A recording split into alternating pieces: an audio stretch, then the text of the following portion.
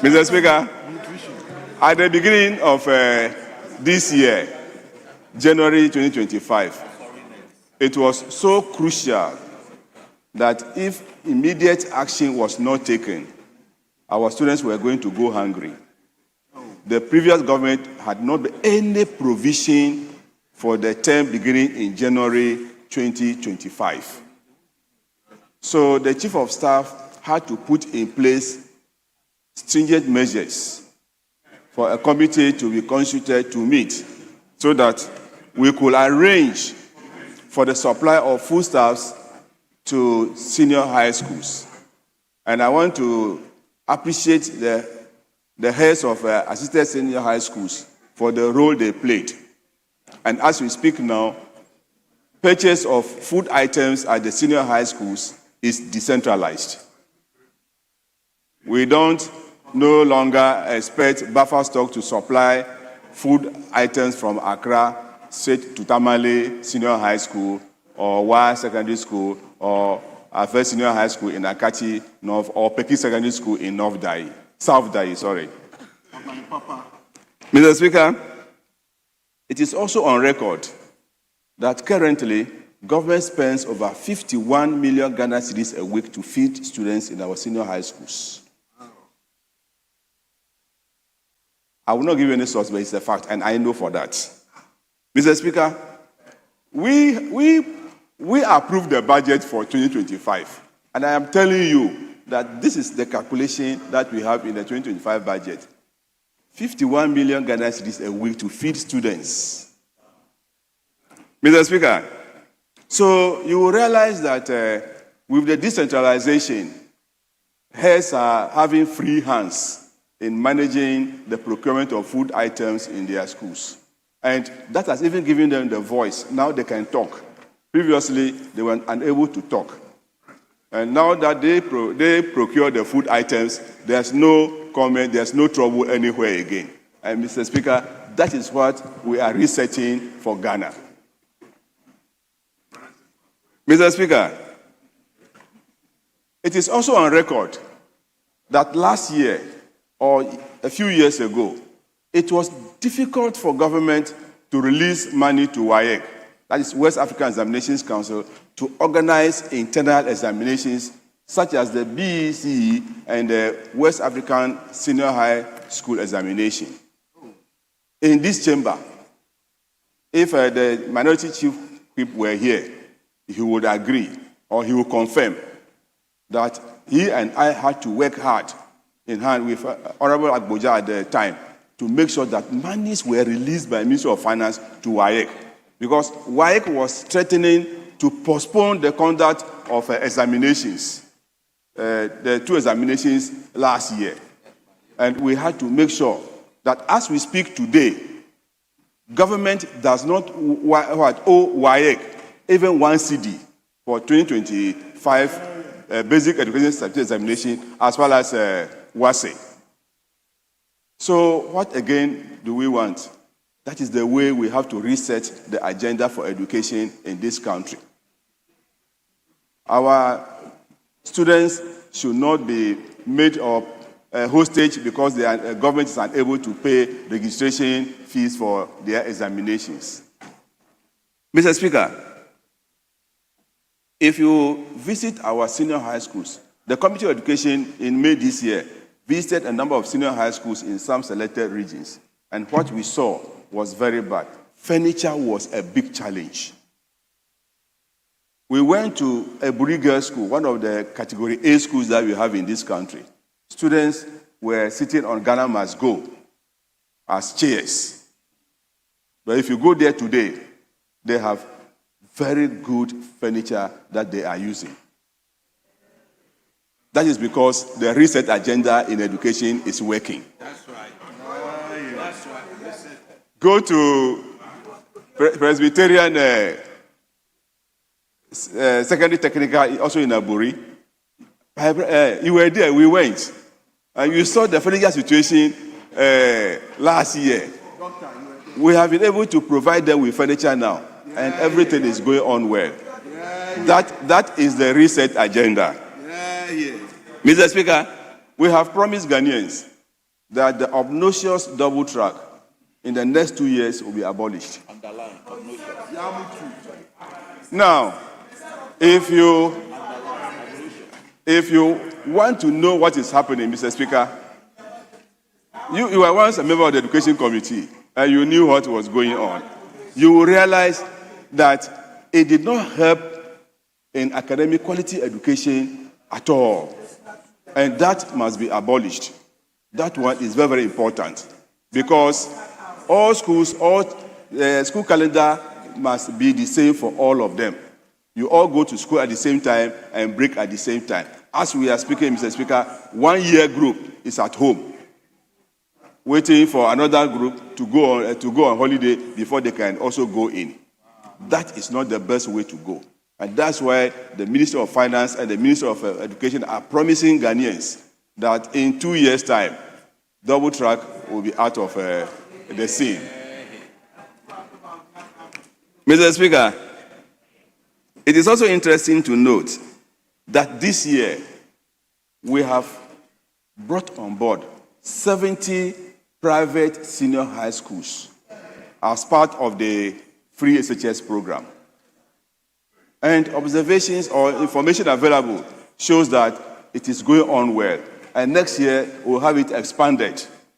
Because once they are on board, we are sure that it's one way to eliminate the double track in our senior high schools. Mr. Speaker, if you also go around our schools, there are so many abandoned and stalled projects in our schools.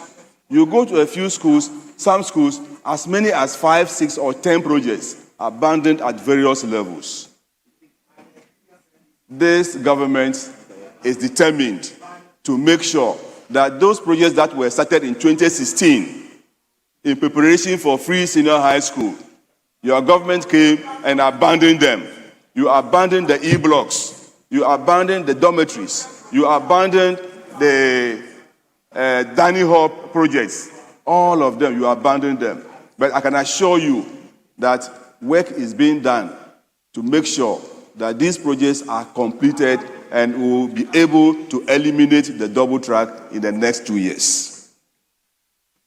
Mr. Speaker, the previous government only renamed universities in this country.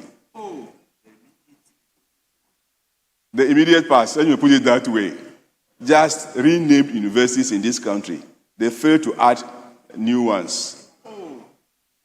Now, we are going to make sure in this budget that a number of universities are going to be established this year. Mr. Speaker,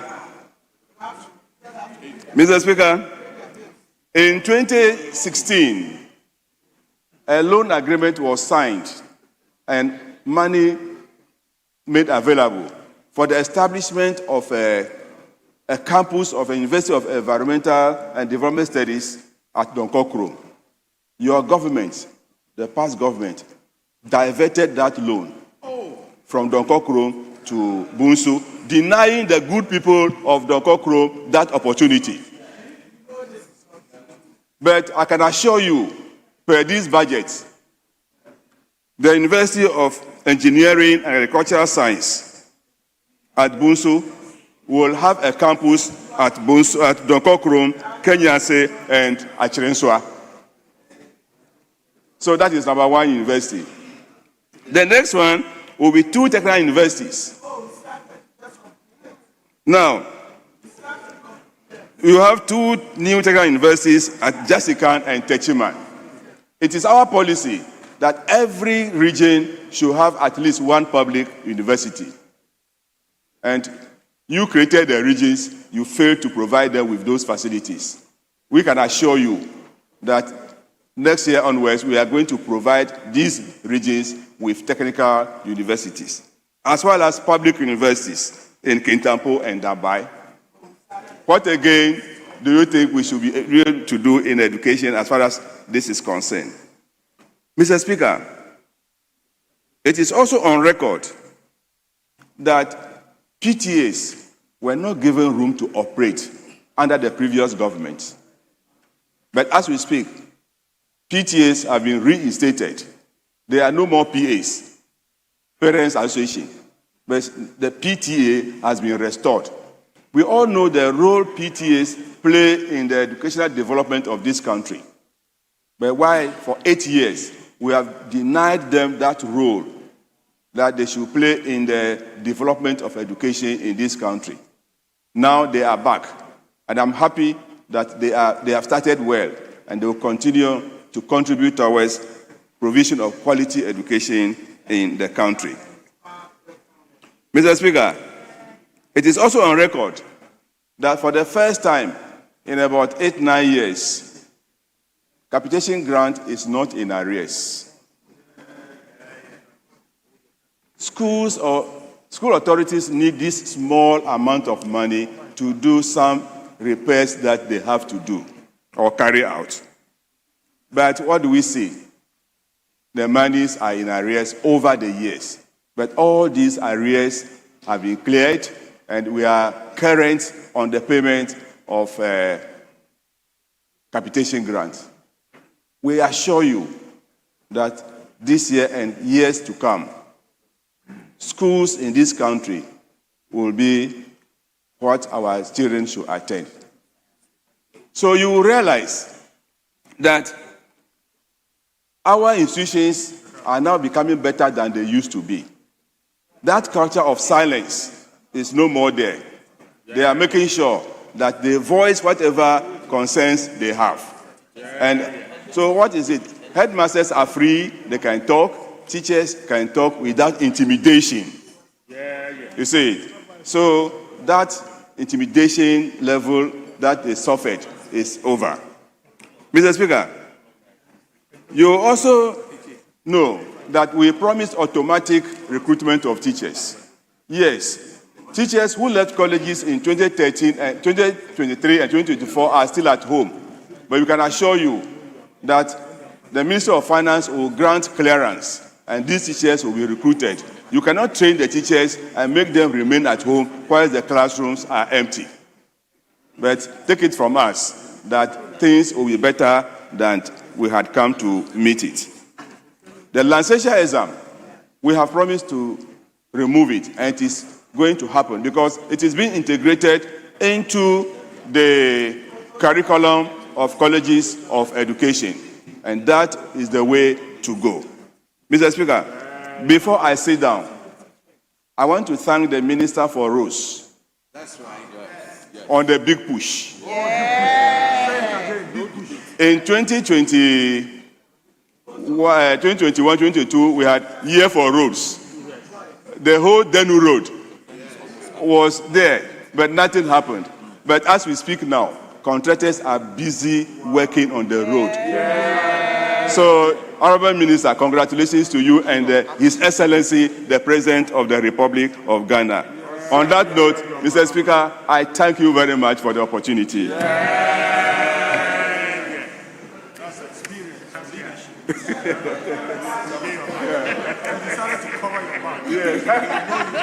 Thank you very much. Let me now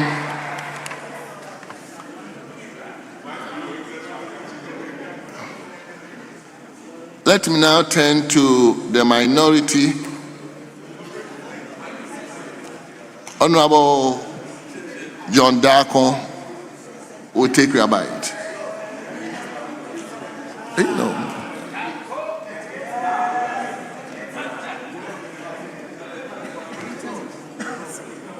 Thank you very much, Mr. Speaker, for the opportunity given to me to comment on the budget estimate, the budget as presented by the Honorable Minister for Finance. But, Mr. Speaker, by way of preliminary comments, I would like to remind the Minister for Education that from what he just said, he's trying to tell the people of Ghana that a double track will end in 2027. Minister for Education is not Deputy here. Minister for Education, chairman of the Education Committee. Very well. Mr. Speaker, at page 79, paragraph 560 of the budget statement, This is what the finance minister told the people of Ghana. He said, and Mr. Speaker, with your permission, he said that, Mr. Speaker, government has expanded the free SHS program to include 70 private schools through the computerized school placing system to eliminate double track system. Ongoing projects in the public SHS will be completed to facilitate a full transition to single track by 2026. So, Chairman of Education Committee, chameleon budgets. What you are saying, what you are telling the people of Ghana is completely different from what the Minister for Finance told us. And so you were just misleading this House. The budget is so clear. The Minister for Finance heard it. 2026, and you are here telling us 2027. Who should we believe? Should we believe you or the Minister for Finance and Education? Who do we believe? It looks like this is a confused government. But Mr. Speaker, I will go on. Leader, will you spare us so that the next speaker will address it if there's any is your roommate?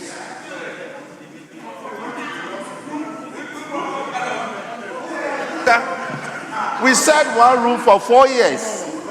I wouldn't have done this to him, but Mr. Speaker, yes, roommates. In the university, you share rooms. Mr. Speaker, in pursuance to Order 1221C, the chairman for education was very clear. He said next year. Mr. Speaker, we are speaking in 2025. Next year is 2026. So he was very clear. There's no ambiguity. So the honorable member shouldn't place any ambiguity on what the chairman of Education Committee said by way of commentary. Very clear, Mr. Speaker. So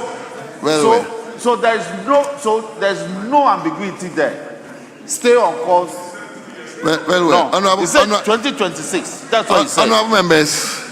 Honorable members, please indulge me. I am not going to entertain this kind of interruptions. If you think what a member is saying is not right, just jot it down. Once you get your opportunity, you address it, please. Let's so that we can get the flow of the comments. Please, let's do it that way. Yes. Mr. Speaker, you shouldn't have given the majority chief whip the opportunity then. Now that you have opened that box, if they are also they are arguing that we also think that it is in breach of our orders, you need to listen to us. Yesterday, Mr. Speaker himself and the first deputy speaker, they allow if you have to come under other order 123 or 122 in terms of any rule. So, Mr. Speaker, if you make the statement that you will not allow, they will mislead the House. Honorable members. So, Mr. Speaker, we should be allowed in instances that we think that somebody is misleading the House or on a point of order, we can interrupt the debate. Because that is exactly what he did. That is what he did. So we should be given an opportunity to Honorable members, today I am presiding, and this is the way I want to go. Please indulge me. I will not entertain any interruptions so that we can flow and we can get this job done early enough. If you could go back, yesterday we spent a lot of time because of these interjections. So I'm not going to entertain that, please. Yes, Honorable John Darko, let's hear you. Thank you, Mr. Speaker. I hope I get my time back. So, yes, Mr. Speaker, just to make that point again, last week, the Minister for Education was very emphatic about these 2 years. And so, I'm surprised that the chair of the Education Committee will come here to contradict the minister. And even in the budget, the Minister for Finance is very clear that this is going to start next year. So we want to see the consistency from the side of the government. At this point, it looks to me that there is no consistency. But, Mr. Speaker, I would like to move to the energy sector. and deal with some of the issues raised in the budget. Mr. Speaker, with your permission, if I may read paragraph 861, 863, and 864 of the budget as presented. Mr. Speaker, the Minister for Finance made some startling revelations in my view. He stated, and Mr. Speaker, with your permission, if I may read, he said that in line with Section 27 of the PRMA, the Investment Advisory Committee on Investment Policy and Management of the Ghana Petroleum Funds. Mr. Speaker, as a people, we really need to understand when we say petroleum funds, Ghana Petroleum Funds, it includes the Ghana Heritage Funds and then the Ghana Stabilization Funds. Now, the Minister for Finance is saying that he's been advised to move this Ghana Petroleum Funds into another investment. Mr. Speaker, at paragraph 863, this is what he had to say. He says, under the current legal framework, investment from the Ghana Petroleum Funds are restricted to low-risk foreign-denominated securities issued by entities outside Ghana, such as the World Bank, IMF, and other top-rated sovereigns. That is the case, to protect the wealth of this nation, the savings of this country. But he goes on to say, in paragraph 864, that unfortunately, according to the Minister for Finance, this approach has yielded very little returns. He said that since the establishment of these funds from 2011, total reserves has reached, and Mr. Speaker, when Minister for Finance speaks, we need to listen and listen well. He says the total reserves has reached 1.46 billion. Yet, the only interest we have, that has accrued to us is 1.94 million, an average return of 1% per year. This is what the Minister for Finance is telling the people of Ghana. Yet you go to the Public Interest Accountability Committee report, which receives their report from Bank of Ghana. The money so far, according to page 71 of 2025 PIAC report, which came out in June, it says that, and Mr. Speaker, with your permission, if I may read, page 71 for those who want to refer, page 71 of the PIAC report of 2025. It says, from August 2011 to June 2025, cumulative petroleum receipts distributed sum up to 11 billion. Now, the interesting part here, Mr. Speaker, is that he said, whilst the Ghana Stabilization Fund has received 2.6 billion and Ghana Heritage Fund has received 1.1 billion. Mr. Speaker, the total of what the Ghana Stabilization Fund and then the Ghana Heritage Fund, the total is $3.7 billion. $3.7 billion. Yet, $billion. Yet the Minister for Finance is telling the people of Ghana, oh, you want to know? I will tell you. The Minister for Finance is telling the people of Ghana that we have received only 1.94 million. And then it goes on to say that the interest that the country has received from this 1.4 billion is actually 194 million. And Mr. for Finance is speaking in November 2025. Mr. Speaker, the interest he's talking about, the 1.9 billion he's talking, 1.9 million he's talking about as interest from the investment is here in the 2024 report. The Minister for Finance is telling us the interest we got from our petroleum fund. He is quoting 2024 documents when we are in 2025. So I'm asking myself, what kind of data are they feeding the people of Ghana? Whose interest do they serve? Mr. Speaker, when we go to page 78 of PIAC 2024 report, it's here. It says that Ghana Petroleum Fund's net profit since November stands at the profit, so that's the interest, stands at 194 million. 2024 PIAC report. That is what the Minister for Finance is telling us in 2025 November, when there is a new PIAC report 2025. Minister for Finance doesn't even know. But you know what, Mr. Speaker? I know why. I know why the Minister for Finance will want the people of Ghana to believe that our petroleum funds has received only 1 billion when it is 3 billion. I know why the Minister for Finance is telling us that the only interest we have is 194 million. Mr. Speaker, on the 12th of November, they brought a memorandum to this House. Minister for Finance brought a memorandum to this House to tell the people of Ghana that we should stop investing in the safe bonds. They now want to take our billions, our 3.6 billion, which they have reported as 1.6 billion. They want to invest it, according to them, into some energy sector development in this country. Mr. Speaker, what this will do is that it will deny the people of Ghana what they will get, the future generation. It will deny them their interest.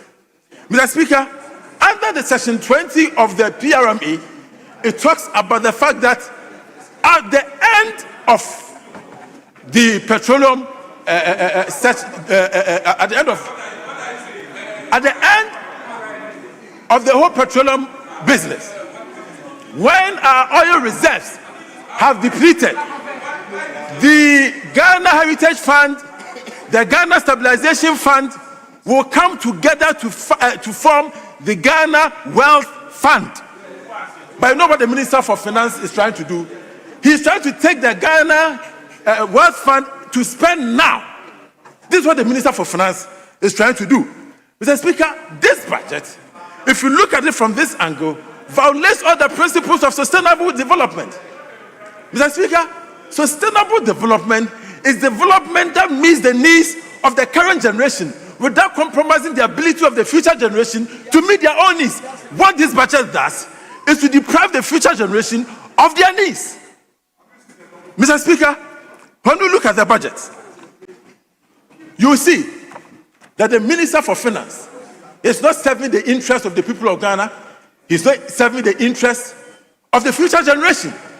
This budget is let's eat now and forget the future generation. Is that what the people of Ghana voted for you for? You were supposed to protect the interests of everybody, including the future generation. Yes. This budget lacks the sustainable development principle which you have all signed on to. It has no basis, and Mr. Speaker, we need to question them. The CSOs need to take this up. Why is it that the Ghana Stabilization Fund and Ghana's Heritage Fund is being plundered? By this budget, the Minister for Finance is saying that he wants to take the money and spend now. And look, it is here. On the 12th of November, they brought this memorandum to Parliament. It's here, you all have it. Go into your letterbox, it is there. They want to change it so that they can spend the money now. The people of Ghana reject that, and this should not be accepted. Mr. Speaker, again, if you look at the budget, this is a budget that has no interest in protecting the environment of this country. This budget has no way of protecting the people of Ghana.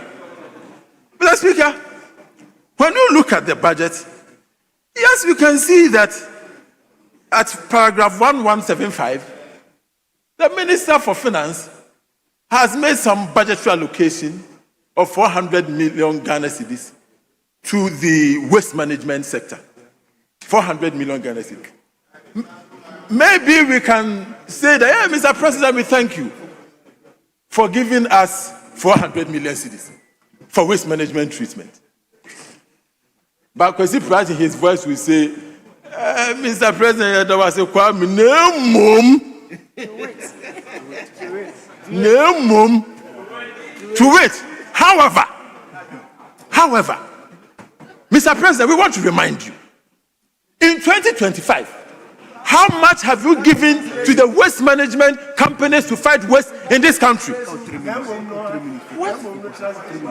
How much have you given to the waste management companies? Mr. Speaker, let me try and read to you a report from professors in Legon, Professor Korte, Professor Texan, Professor Kwame Ajay. Mr. Speaker, in their report, the high cost of improper waste management and poor sanitation in Ghana. Mr. Speaker, they say that poor waste management in Ghana poses a significant public health risk, fueling outbreaks of sanitation-related diseases like cholera, as seen in October. These public health crises lead to premature death and increased absenteeism, ultimately hurting the productivity and economic production.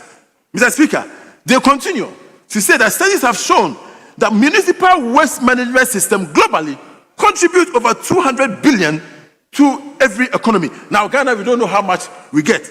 Mr. Speaker, interestingly, the report says that the WHO says that if you invest $1 in waste management, we get $5 out of it. However, if you look at what we've been doing with our budget, there's no dedicated fund for waste management treatment. Mr. Speaker, the sanitation levy that was introduced has now been repurposed to pay the energy sector debt. Mr. Speaker, we have decided as a country that we do not want to treat waste. As a vice chair of the Environment Science Committee, I find this extremely dangerous that we sit on a time bomb, that our environment is deteriorating, that waste management is not being taken care of. 400 million out of a possible 1.4 billion Ghana cedis is what Mr. President has given to the waste management treatment.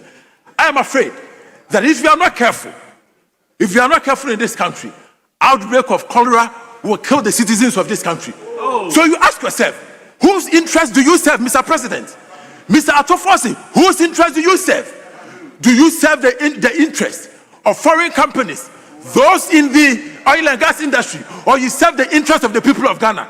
This budget, as presented, has no way to help the people of Ghana. This budget, as presented, is not helping us to fight the environmental crisis that is upon us. This budget is empty when it comes to environmental sanitation. 400 million cedis will not do a thing. Don't pay everything John Darko, to please the foreign companies. Wind up, please. Mr. Speaker, really. Mr. Speaker, so I thank you very much for giving me this opportunity. But just to reiterate that we should not allow our money to be repurposed. We should not allow these.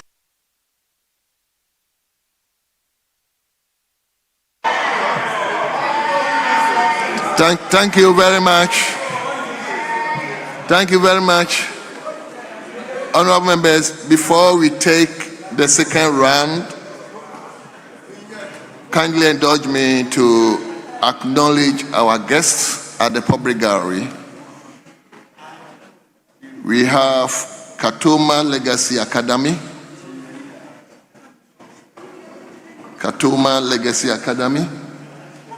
They are being led by Mr. George Marcus Ashiama, who is the head teacher, and the school is located in the Amasaman constituency. Amasaman constituency. I hope the member is here. Do you have the member here? Very well. The second school is Blessed Adventist Academy. Blessed Adventist Academy. They are being led by Rosemary Deju, who is the NCCE National Commission for Civic Education. And the school is located in the Pong Katamanso constituency. Pong Katamanso constituency. I hope we have the member here. We also don't have the member here. The third group is Nganomans KKMAGHS Civic Education Club. And so, the last group is South Dye Women's Group. The last group is South Dye Women's Group. South Dye Women's Group. And they are being led by Patience Melody Salu, who is the group leader, and the school is located at South Dye constituency.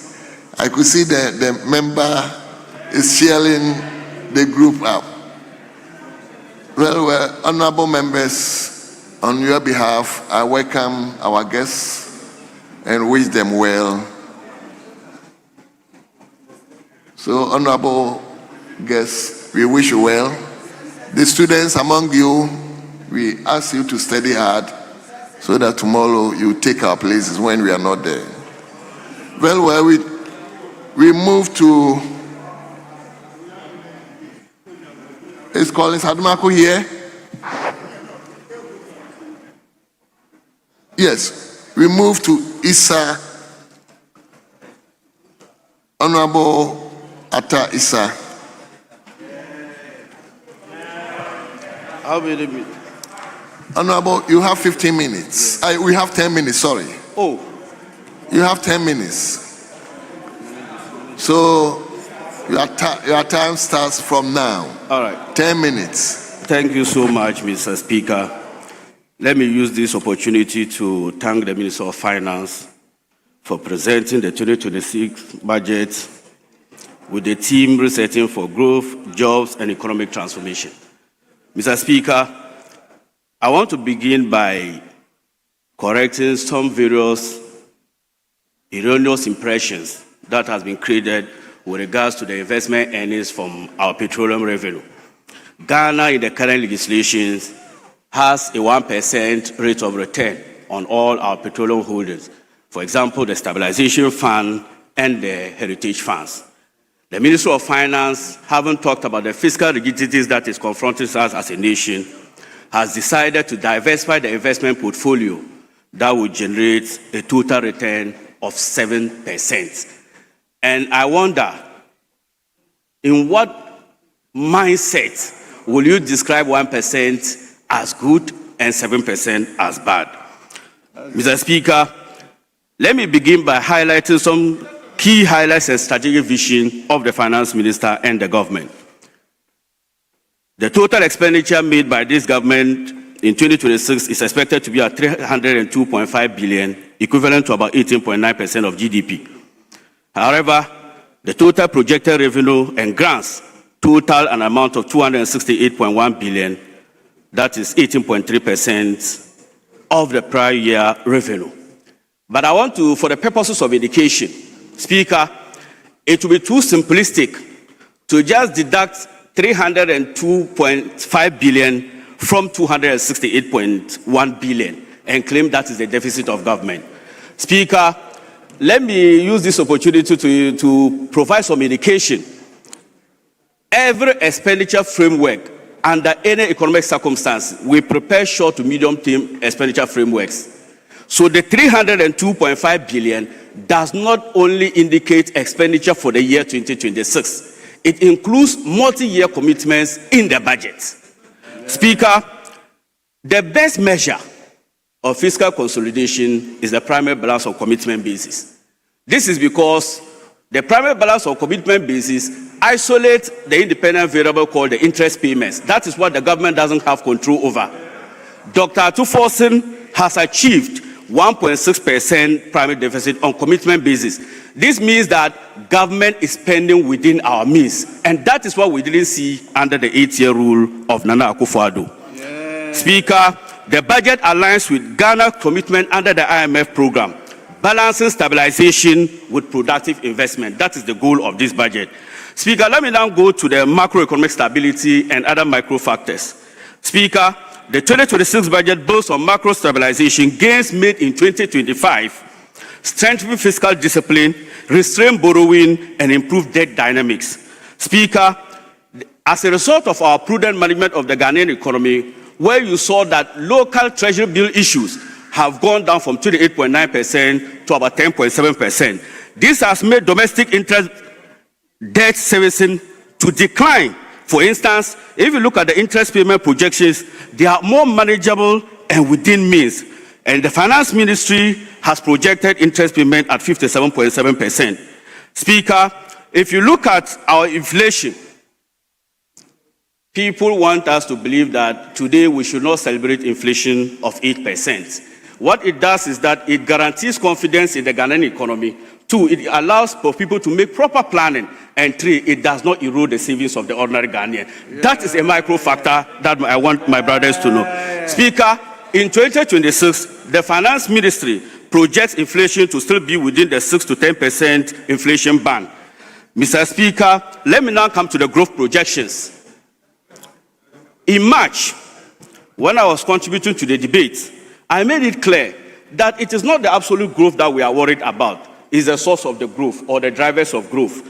This current growth of 4.8% that is expected at the end of the year is largely driven by manufacturing, industry, and agriculture. Speaker, the budget prioritizes productivity, investment in agriculture, especially the value chain, infrastructure, the roads, the big push projects, energy, local enterprises. Reforms in the tax systems are intended to make business and environment more competitive, reducing compliance burden for small, medium scale, and incentivize industrialization. Speaker, it is important for me to now turn my attention to the external sector performance. As a result of the exchange rate stability, and please, I heard the last time Honorable Kabiru make the assertion that the NDC cannot point to one single thing that led to the debt reduction. You don't need to point to anything. When in doubt, observe the exchange rate. The famous quote by His Excellency Dr. Mahmoud Bawumia. As a result of the management of the exchange rate, the public debt component, that is external and dollar rated, when the cedi is stabilized and reduced, it means that the foreign component will naturally fall. And that is what accounts for moving the debt from 726 billion to about 630 billion. And let me make this statement, Mr. Speaker. President Akufo-Addo, since 1950s up to date, before President Akufo-Addo, we have had 13 presidents. 13 presidents. They borrowed a total amount of 122 billion Ghana cedis. President Akufo-Addo moving from 122 billion to about 726 billion. 6 times more than all the presidents combined, Mr. Speaker. Mr. Speaker, if you look at the credit ratings, Fitch upgraded Ghana long-term foreign currency issuer default rating from restricted default to B- with a stable outlook, citing progress of external debt restructuring, macroeconomic stability, and credit policy risks. S&P also upgraded Ghana ratings to B- with a stable outlook, pointing to improved external balances and stronger policy credibility. Mr. Speaker, I have this to say from a Bloomberg website. The importance of good credit ratings, this is what Bloomberg has to say. These upgrades are not symbolic. They reflect real improvements in Ghana external liquidity, its capacity to save debt, and investor confidence. That is the impact of this thing is making on us. Mr. Speaker, Ghana has successfully restructured about 13.1 billion euro bond debt that they bequeathed to us under the MPP regime. Mr. Speaker, it is important for me to touch basically with infrastructure. The roads minister is here. I am proud to be associated with the NDC government that is committed to spending 30 billion Ghana cedis in the Big Push program. And this will be the largest single-year investment in fiscal infrastructure in recent history. Mr. Speaker, this is not the usual 11,000 kilometers of roads President Akufo-Addo mentioned here. This infrastructure investment we are seeing is linked directly to productive sectors. These roads will support agriculture, enclave development, regional integration, and trade routes. Mr. Speaker, the agriculture sector, which is the major driver of employment and food security in our country, is expected to be transformed, and the pillar is indicated in the budget, where we allocate 245 million Ghana cedis to food security and agro-industrial programs. Speaker, about 828 million Ghana cedis for industrial enclave roads, about 1,000 kilometers of roads is expected to improve agriculture. Speaker, 690 million Ghana cedis to operationalize the farm service centers, which we are proud to initiate and start next year by commissioning the first 50 phase of the farm mechanization centers. Mr. Speaker, 6.9 billion Ghana cedis, and this is where my interest is. MPP left this country with a total unemployment of 14.7%. Currently, if you look at the quarterly outbeat from GSS, it is expected that about 5% reduction in poverty. That is the incident of poverty these programs are doing for our nation. Mr. Speaker, this budget doesn't seek to consolidate on only business and investment destinations. We are also mindful of the vulnerable. Mr. Speaker, let me take your attention to social investments and safety nets as contained in the budget. When you look at the livelihood empowerment against poverty, a whopping 1.1 billion Ghana cedis has been allocated to deal with the vulnerable. The Women's Development Bank, about 401 million, apprenticeship and the rest. Finally, I can see my time is running up. What I will say is that the out-turn is out now finally. In the beginning of the year, you say we are just doing projections. Now the out-turn is out. Indicators pound by pound, 2024, 2025. GDP growth for 2025 was 5.2%. That was the first 2 quarters. Currently, we are doing 6.3%. Yeah. Inflation end year was 23.8%, currently at 8%. Yeah. Debt to GDP ratio of 68.1%, currently 45%. Yeah. Fiscal deficit of above 3% of GDP, currently 2.8%. Yeah. Non-oil growth rate, that is 7.8% at your time, and currently we are growing and growing and growing better. Yeah. I will end my statement, Mr. Speaker, by quoting from a famous playwright, which is, if you watch Game of Thrones before, they will say that Grandmaster Pesa will say that the small council grows smaller and smaller. By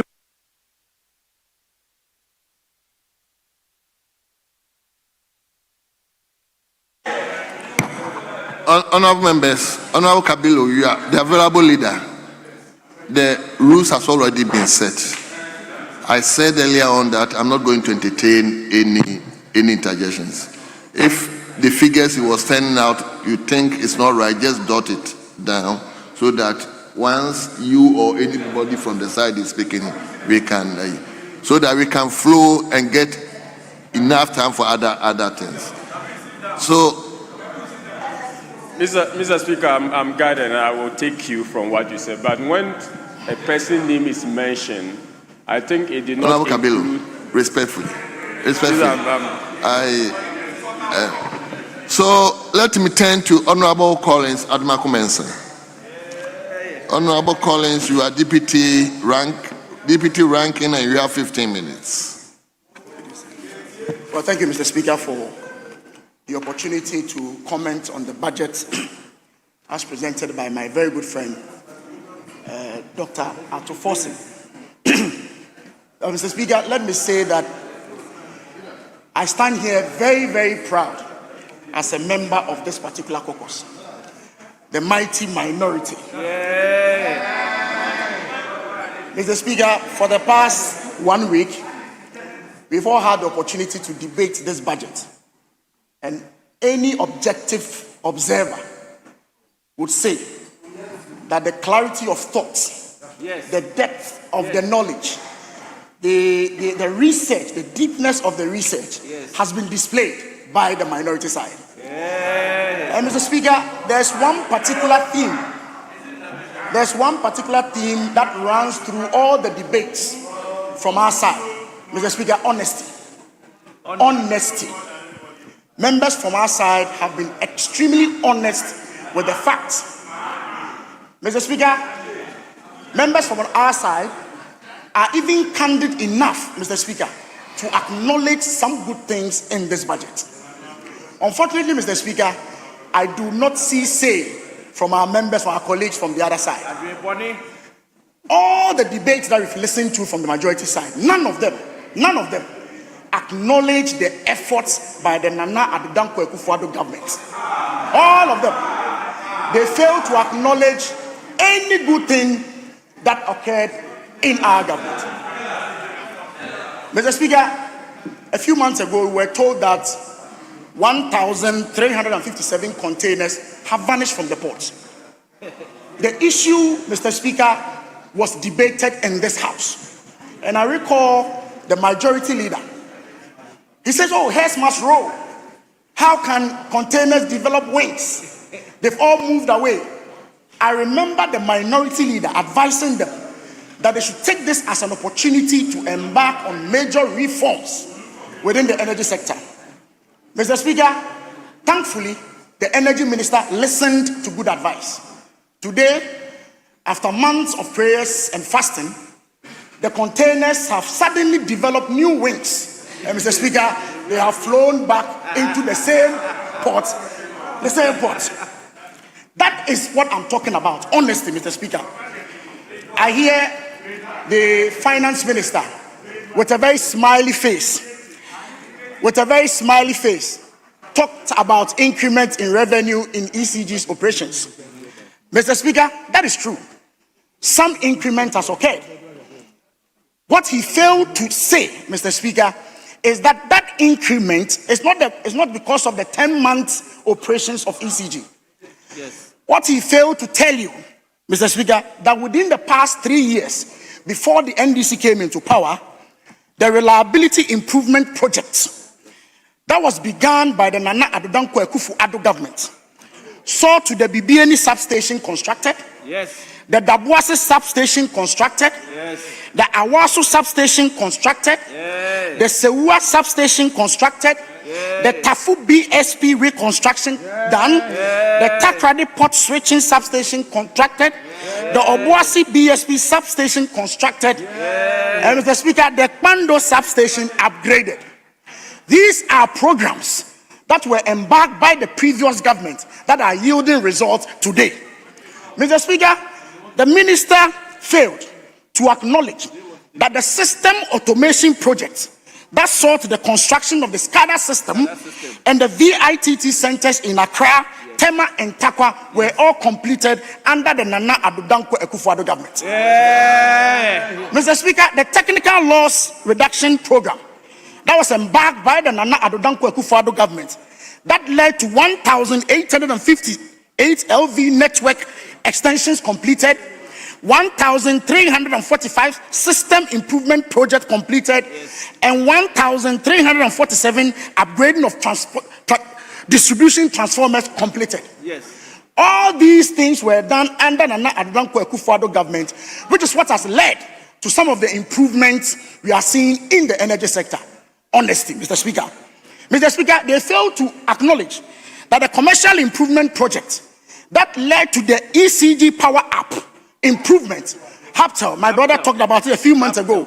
And Mr. Speaker, interestingly, that led to 1,078,181 smart prepaid meters installed by the end of 2024. Yes. Mr. Speaker, there is nothing wrong in acknowledging the efforts by your previous administration that is leading to some improvement in revenues. But Mr. Speaker, I dare ask, is this 90 million revenue even the correct figure? Because the audited financials of ECG is there for everybody to see. In fact, the 1 billion figure that my minister talked about was achieved as far back as 2024. Yes. In fact, the total revenue of ECG at close 2024 stood at 19.3 billion. Mr. Speaker, a simple calculation will tell you that the average on a monthly basis was about 1.8 billion. So this is not the first time ECG is recording revenues in the billions. Mr. Speaker, if you increase tariffs close to 18%, what do you expect? What you expect is revenue increase. What you expect is revenue increase. If you burden the Ghanaian people with a lot more tariffs, you should expect some revenue increment. But Mr. Speaker, I want to take you to paragraph 505. And it states, the ministry is implementing a national street lighting program to enhance safety and visibility.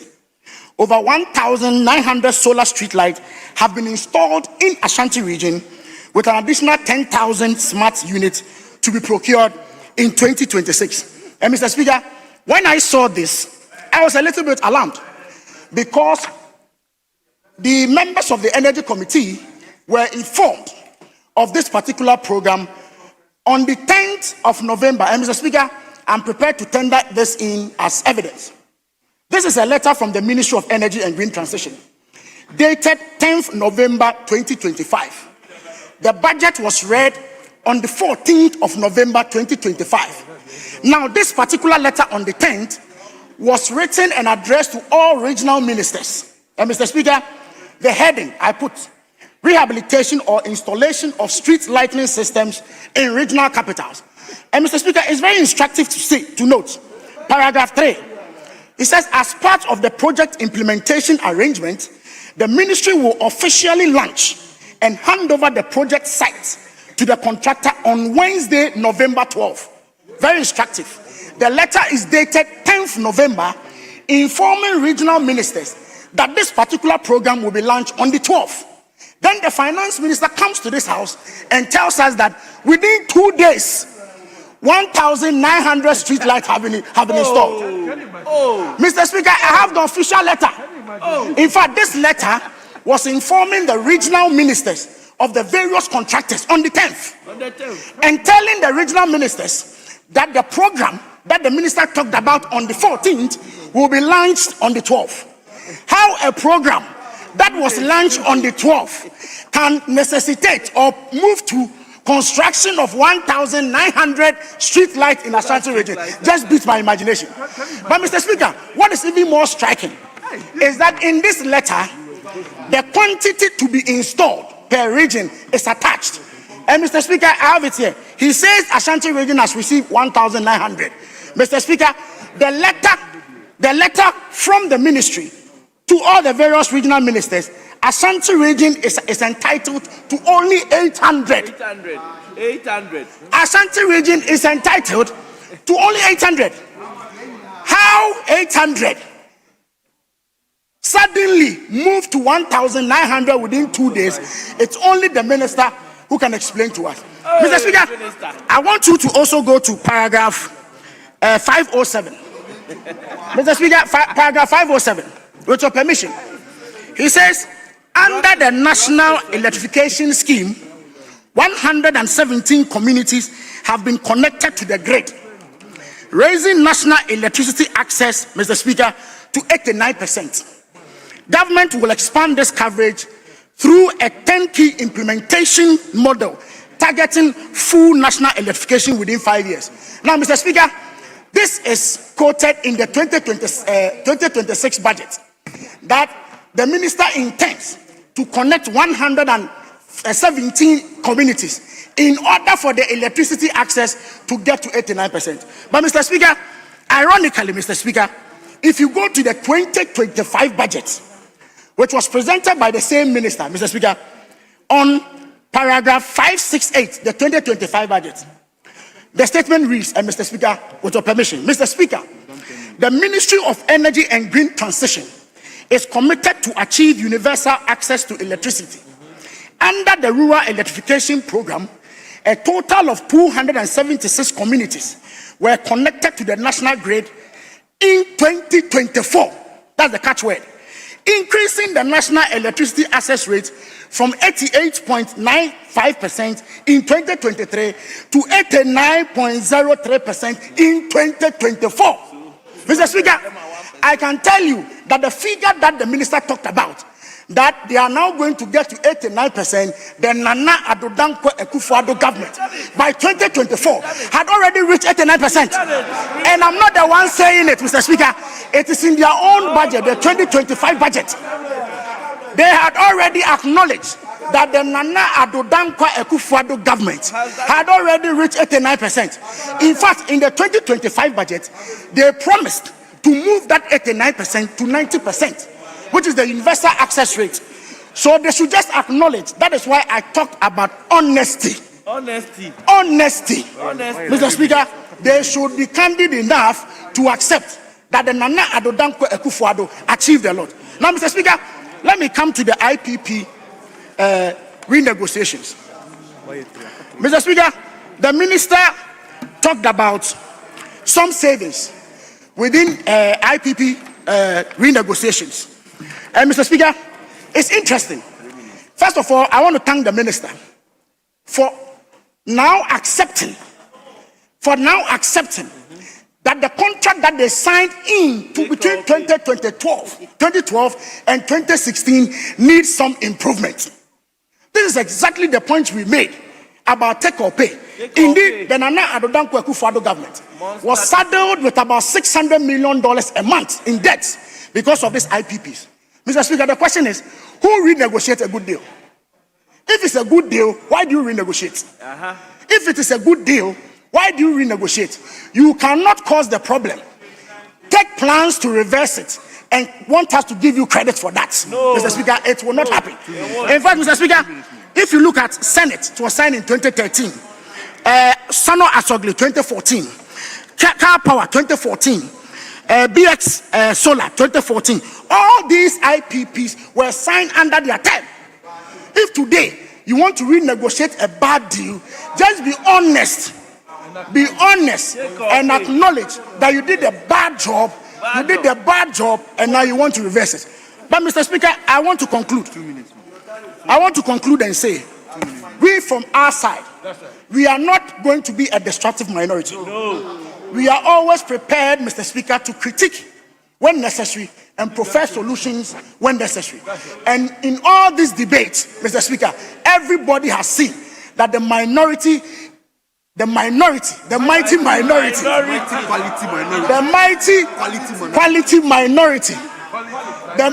quality minority. Our job is to see this journey as a Ghana journey and not an NDC or an MPP journey. Thank you, Mr. Speaker, for the opportunity.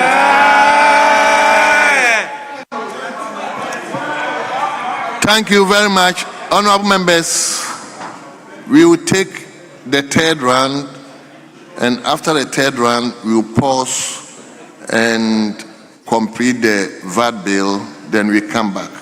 That is the agreement we reach before we reach in the precedent here we reach. So we take the third round, and I'll call on Honorable Emmanuel Bejura. Honorable, hold on. Mr. Speaker, leader. Yes, I wasn't at conclave and my colleague has briefed me. And like you rightly said, we'll have a break and take this VAT bill. Mr. Speaker, my understanding was that we're going to have some form of winnowing on this VAT in view of some of the issues that cropped up yesterday. I have not seen such move. I don't want us to get there for matters to be raised as if one is obstructing or trying to delay. Sometimes such impression is created, and I don't like it. Mr. Speaker, we have been in government before. Our job as minorities is to support government when it comes to certain key policies for the governance of the country. That we commit. But Mr. Speaker, this VAT bill in its present form and shape, we would be hurting our country and the business community if we watch unconcerned and say we are going to pass it. Colleagues, no. Let's take our time. My respected friend, Dafia Mepo, has been leading the winnowing. I would want to avail myself and that of my colleagues, Dr. Kabiru and Buamanyako and others, for us to sit. Honorable Deputy Minister, there is no rush. There is no rush. You have up to the end of the month, December, to get your appropriation and other things through. Let's not rush. Let's sit down. When you were in opposition, you called for broader consultation and consensus building. It's not a numbers game when it comes to bill, and you are going to impose tax. So please, let's not rush. Let's consult, let's discuss, and look at the teaching issues, and not to introduce this and you want to rush it in clause 1, clause 2, and say third reading is passed. It will not pass. We're telling you.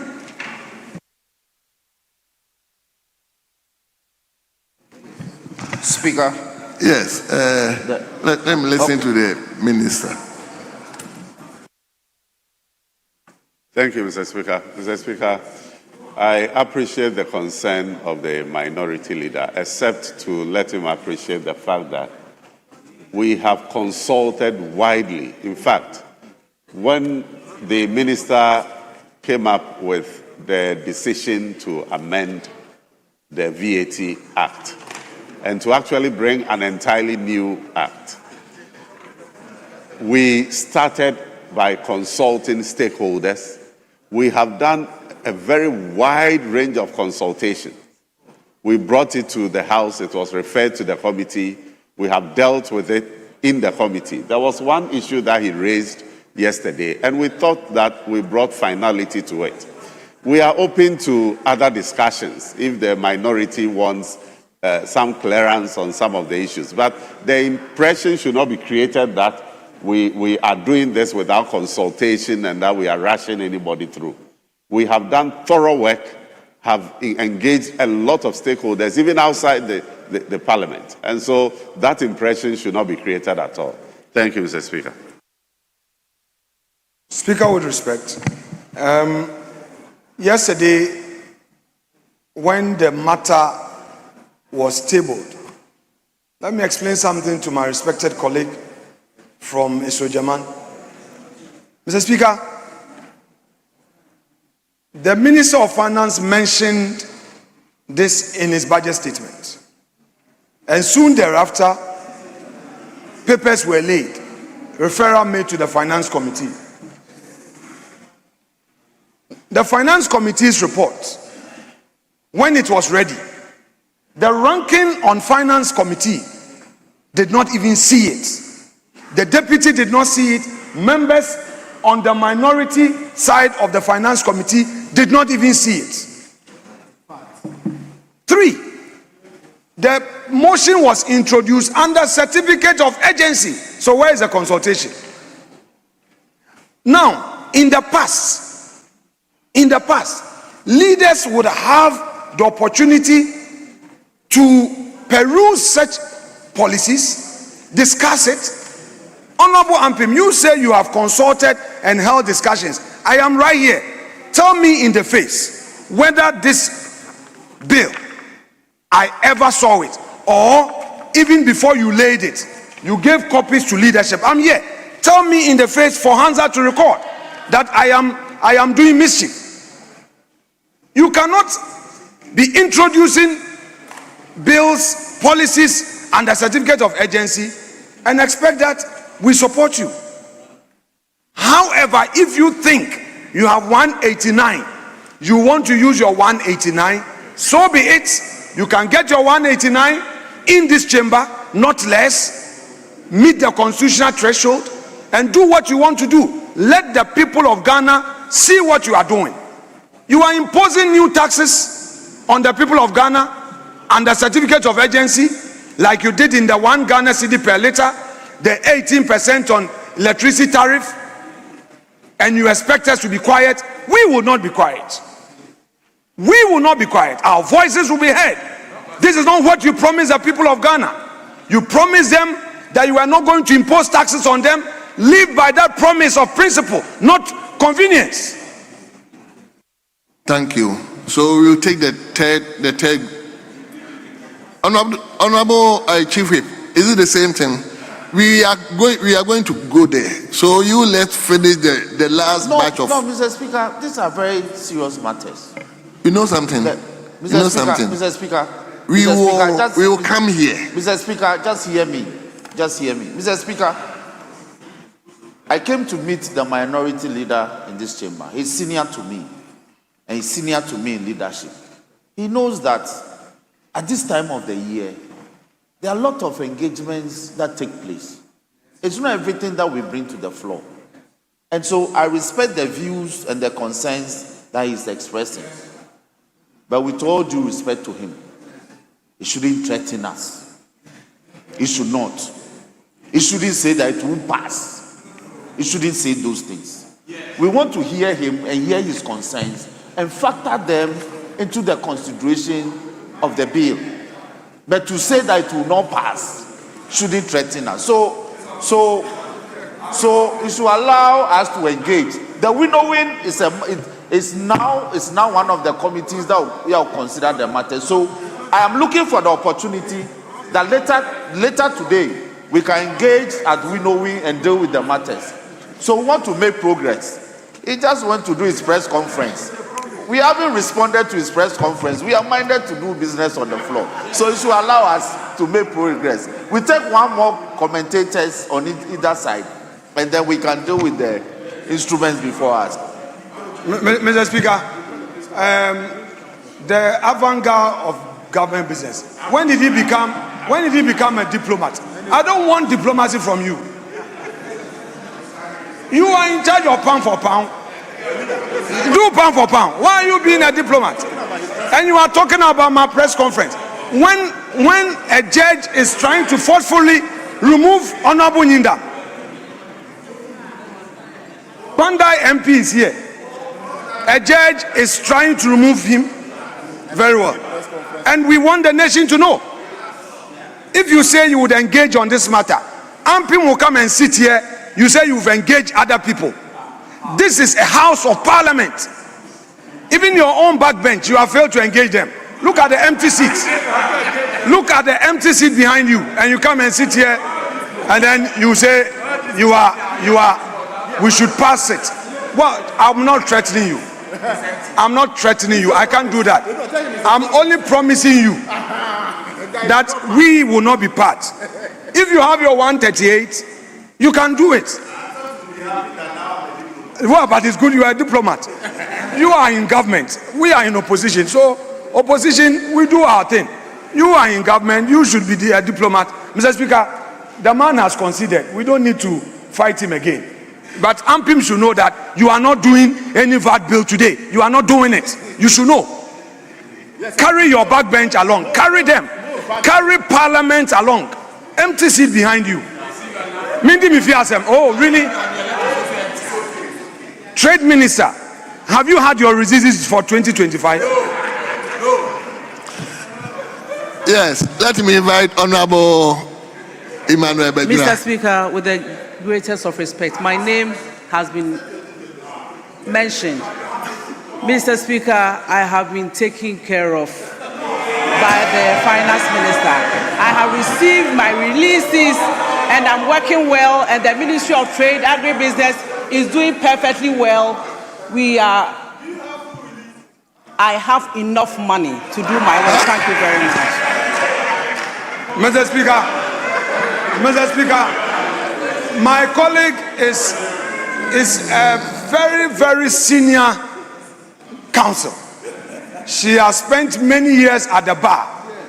Her distinguished service is not in doubt. Direct question: have you received full releases as contained in the 2025 budget? Have you? That does not mean that you have enough money. Does not mean they've released your money. Do you have your releases? Honorable Minister, you have to address the chair. I haven't asked you any question. Yes, Honorable Emmanuel Begula, let's hear you. You have 15 minutes. Thank you, Mr. Speaker. Mr. Speaker, let me also add my voice to the budget statement and to commend the Ministry of Finance for bringing a budget that will reset this economy and bring jobs as well as develop economic transformation. Mr. Speaker, I've been in this house for the past 17 years. This is the first time I've seen a budget that has been customized. Every member of this house has a budget that his own name embossed on it. For the newcomers, you haven't seen anything yet. This alone tells you that we are resetting and that there is economic transformation in this country, including your own budget. Mr. Speaker, let me correct an impression that was created yesterday. And with your indulgence, I want to state that when the minority leader was speaking yesterday, he made an emphatic statement that since 2018, the previous administration has not increased tariff. And that he said that this current administration has increased tariff to the tune of 18%. That was on record yesterday. Mr. Speaker, I want to correct it. Mr. Speaker, from the PURC website, in 2019, during the multi-year tariff review, an 11.17 increase of tariff for electricity was approved.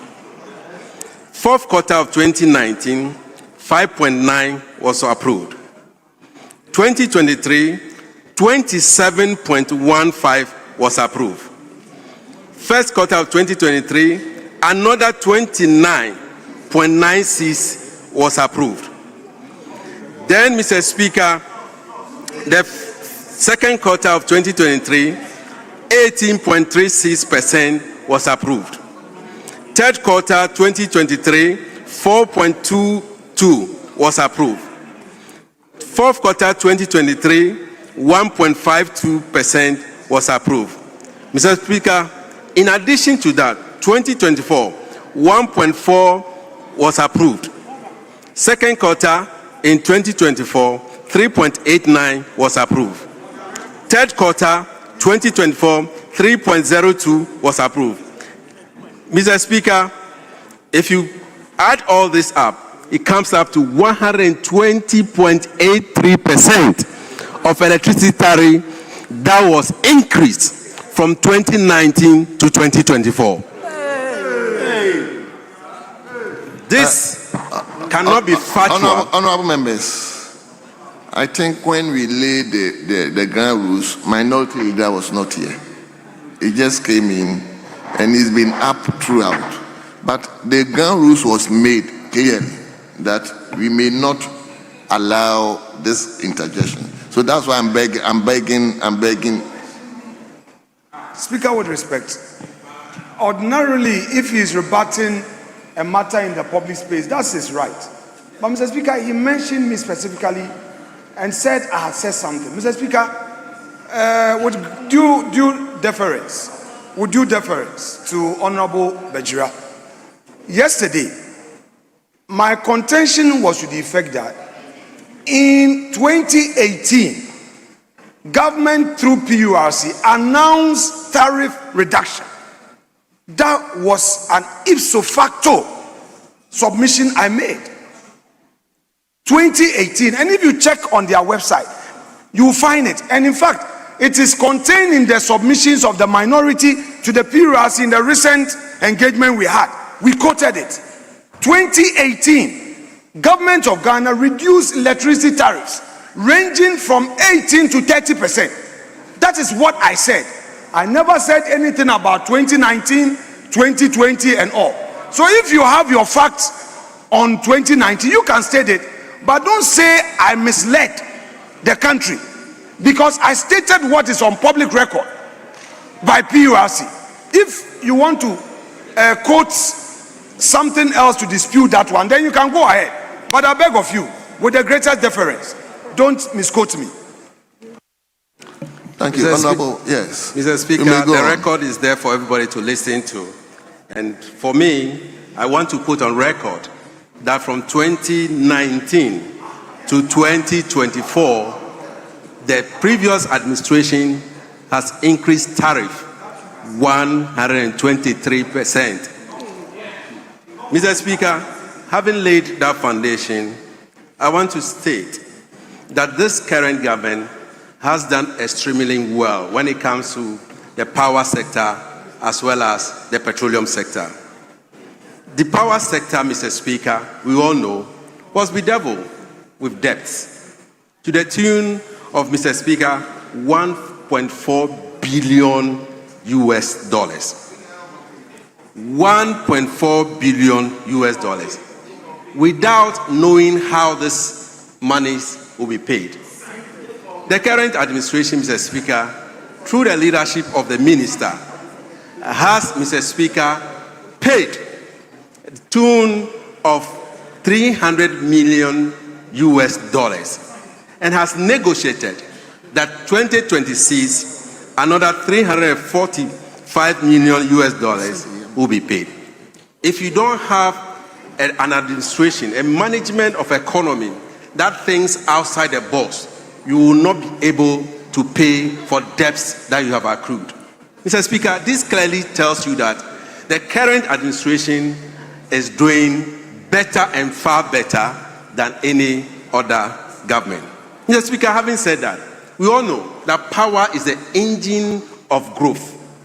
Without power, you cannot propel your engine. Without electricity, you cannot expand your economy. Without electricity, you cannot even sleep in your room because you need electricity to propel it.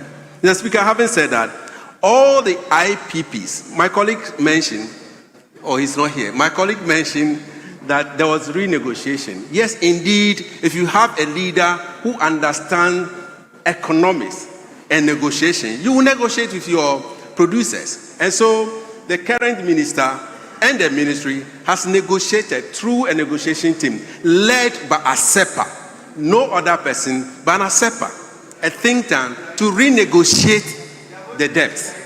And I can tell you that renegotiation will give us not less than 240 million USD as surplus. If we have continued in the lane that we're going, we wouldn't have gotten that money into our economy. And so the minister needs to be applauded for the good work that he's doing, as well as... Mr. Speaker, this did not come easy at all. We all know, and we heard from the Public Accounts Committee, how ECG has a lot of problems when it comes to the collection of revenue. But the prudent management of ECG, as well as the Ministry of Energy and Green Transition, has helped this country. And today, I can tell you on authority that ECG has increased its revenue from, all we know, 900 million to over 1.7 billion Ghana cedis. Mr. Speaker, this is something we call out of the box. But we know our colleagues, when they were there were procurement infractions. There were things that were not supposed to be done, but were done. We all heard all kinds of things at the Public Accounts Committee that ECG did, all because there were no proper supervision of ECG.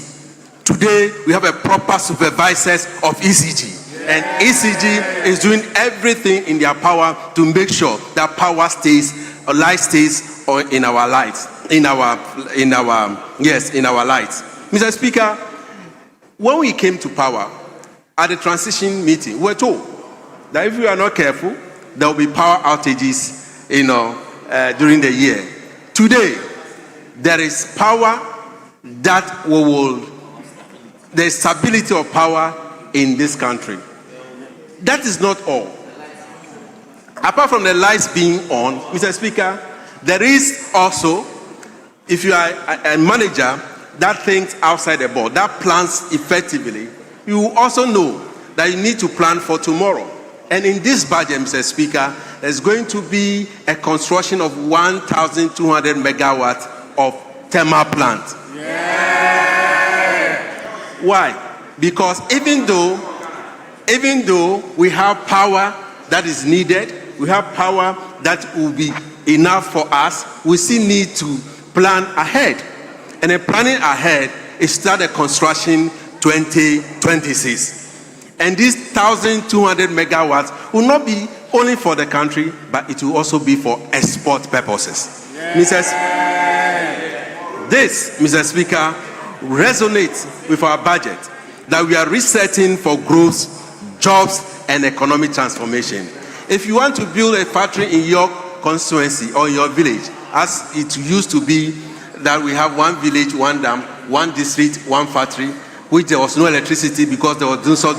Now, if you want to build factory in your village, because of the excess power, you can build factory in your village. Yeah. Your village. Mr. Speaker, when we talk about electricity, I want to mention that we have moved, as my colleague has mentioned, that we are moving up to about 90% of coverage in this country.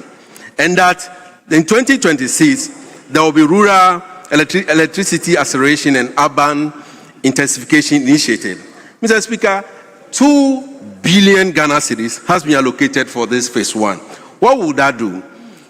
It will expand electricity to every household in this country. Yeah. Every village will have electricity. Yeah. Every community will have electricity. Yeah. There will not be a community in this country after 2026 that will not have electricity powering their homes. Yeah. Inclusive government.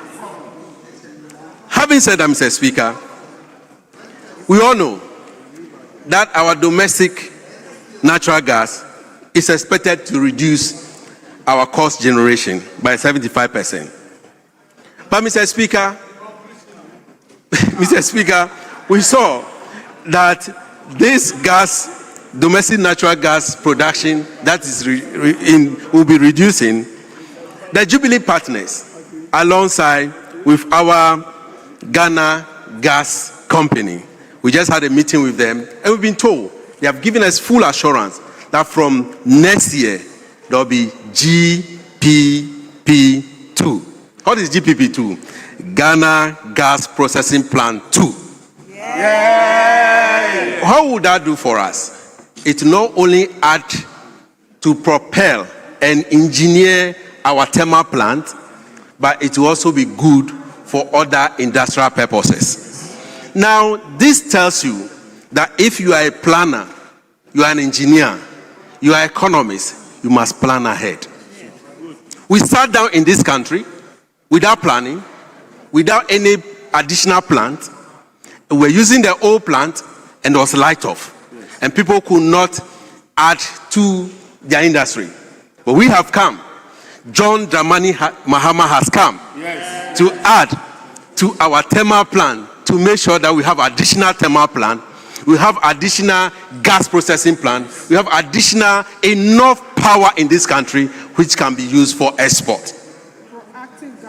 Mr. Speaker, it is not only the gas processing plant that this administration is thinking of doing. We have also started a feasibility study of mini hydro plant in our rivers. These mini hydros, Mr. Speaker, will also help us in reduction of our prices. Why do we need to reduce the prices of electricity? We all know that within the sub-region, our electricity tariff is the highest.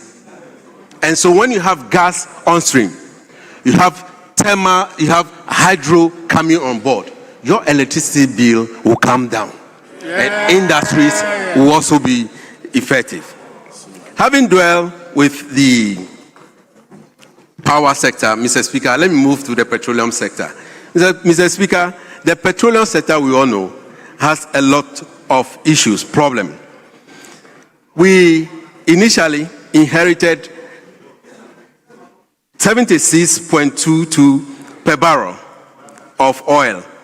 And Mr. Speaker, that will not help us in this country. The gas price, Mr. Speaker, now will be $7.53 per MMBTU for the next 7 years. And that, oh Lord, Mr. Speaker, will give us a total revenue of $985 million US. This, Mr. Speaker, if you break it down, we'll have $190 million for a GMPC and its equity financing, $795 million as benchmark revenue, $556 million for our ABF, which will be used for infrastructure projects, and then additional $238 million for our Ghana Petroleum Funds, stability and other funds. Mr. Speaker, this is the prudent management of our resources, natural resources that God has given to this country. Mr. Speaker, in conclusion, Mr. Speaker, let us know that the policy directives of this government, the direction that John Dramani Mahama and NDC is going, has given investors confidence to come to this country. The Tullow Oil and its partners are prepared to sink in additional $2 billion US. If you don't have a prudent manager, you will not have investors coming. For the past 8 years, we do not have investors coming to invest in this economy. They are rather leaving. And Mr. Speaker, I want to announce that this government will continue to do the right thing, will continue to make sure that ECG, through its cash waterfall mechanism,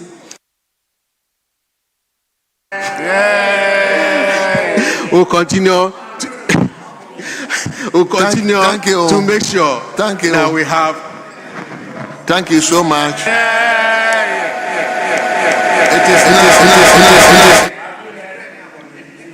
It's now the 10. Yes. Speaker, yet it's now the turn for the third commentator from my brothers, but the understanding is that we want to seek your leave to curtail the commentaries for now, so that we go back, we vary the order of business, so we take the VAT and proceed with it at the consideration stage. Yes. Yes, Mr. Speaker, because we were left with about 5 or 6 clauses. So we just do that, then you start from this side for the debate.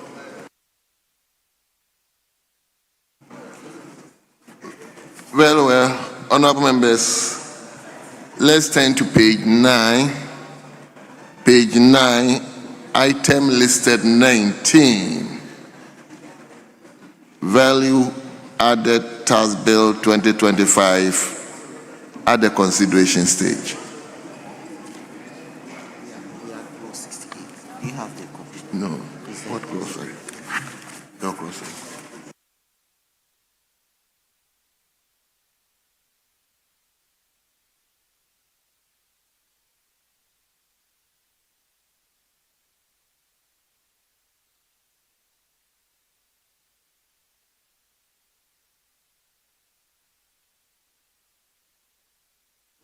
So, honorable members, I understand yesterday we got up to clause 68. 68. Yes. The chairman of the committee. Mr. Speaker. Hold on. Yes. Masha, have you? No, I've mentioned. Okay, let me mention it again. Value added tax bill 2025 at the consideration stage. Yes, I mean, yes. So, honorable members, we will start from clause 68. Clause 68, Chairman. Tax inclusive pricing. Yes, any proposed amendment? Mr. Speaker, there's no advertised amendment. Well. Honorable members, if there's no advertised amendment, then the question is, as many as are in favor that clause 68 stands part of the bill, say aye. Aye. All those against say no. Honorable members, the ayes have it. Clause 68 is directed to stand part of the bill. We turn to clause 69. Declaration of representative. Chairman, is there any advertised amendment? Mr. Speaker, there's no any advertised amendment. Honorable members, clause 69 is before the House. The committee says there's no advertised amendment. I'll put the question, and the question is, as many as are in favor that clause 69 stands part of the bill, say aye. Aye. All those against say no. Honorable members, the ayes have it. Clause 69 stands part of the bill. Clause 70. Person acting in a representative capacity. Yes, Chairman. Mr. Speaker, there's no amendment. Honorable members, from the committee, there's no amendment to clause 70. I'll then put the question, all those in favor that clause 70 stands part of the bill, say aye. Aye. All those against say no. Honorable members, the ayes have it. Clause 70 stands part of the bill. Clause 71. Regulations. Mr. Speaker, there's no advertised amendment. Honorable members, from the committee, there's no advertised amendment for clause 71. And the question is, as many as are in favor that clause 71 stands part of the bill, say aye. Aye. All those against say no. Honorable members, the ayes have it. Clause 71 stands part of the bill. cross 72. Interpretation. Yes, Chairman. There's no amendment.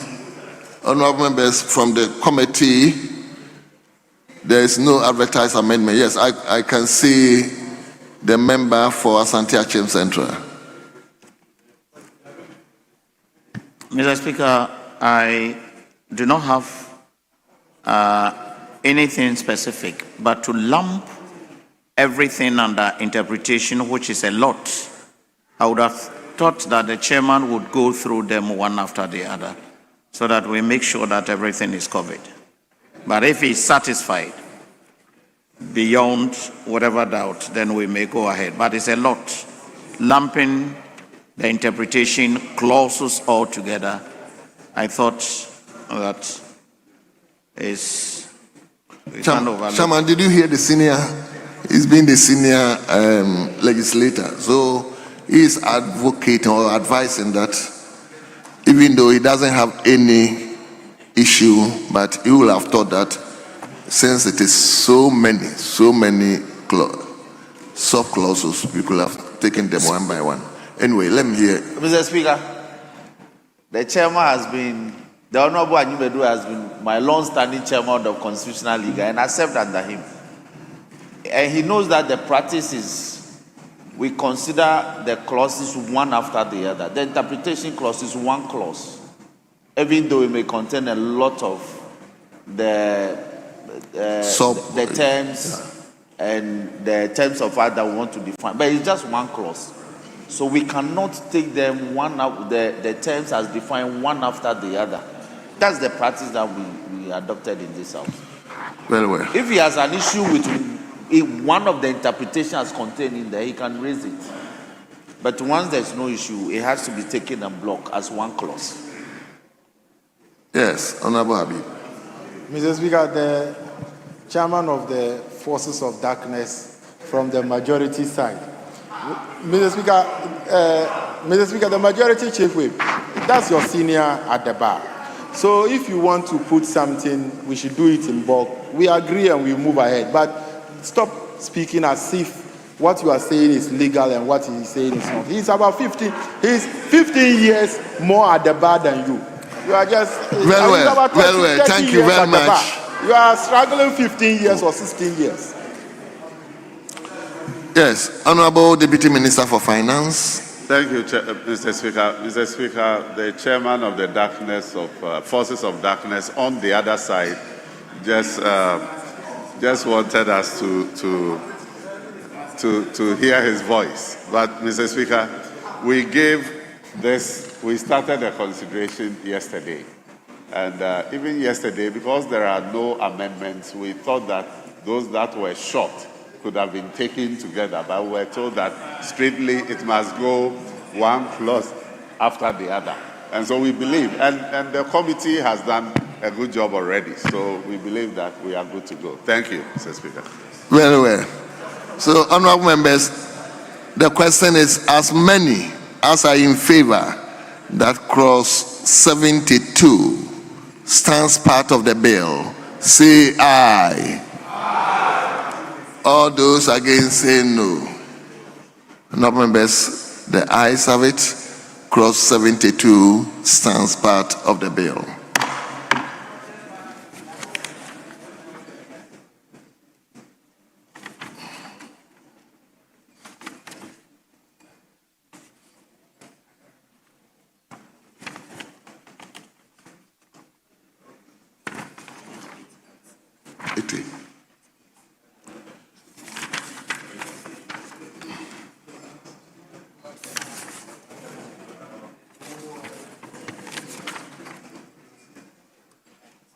Very well. So we turn to page 88 of the bill. That is cross 73. Repeal and savings. Yeah, Chairman. Mr. Speaker, there's no advertised amendment. Honorable members, from the committee, there is no advertised amendment. I'll then put the question. As many as are in favor that cross 73 stands part of the bill, say aye. All those against say no. Honorable members, the ayes have it. Clause 73 stands part of the bill. Now, clause 74. Transitional provisions. Yes, Chairman. Mr. Speaker, there is no amendment. Honorable members from the committee, there is no amendment or proposed amendment to clause 74. The question is, as many as are in favor that clause 74 stands part of the bill, say aye. All those against say no. Honorable members, the ayes have it. Clause 74 is directed to stand part of the bill. Clause 75. Commencement. Yes, Chairman. Mr. Speaker, there is no advertised amendment. Yes, honorable members, clause 75, the chairman is saying there's no advertised amendment.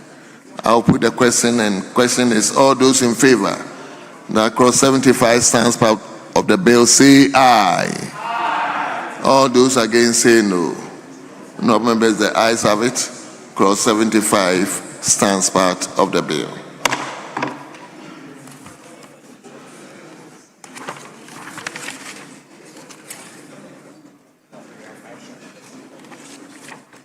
Which page? Page 9.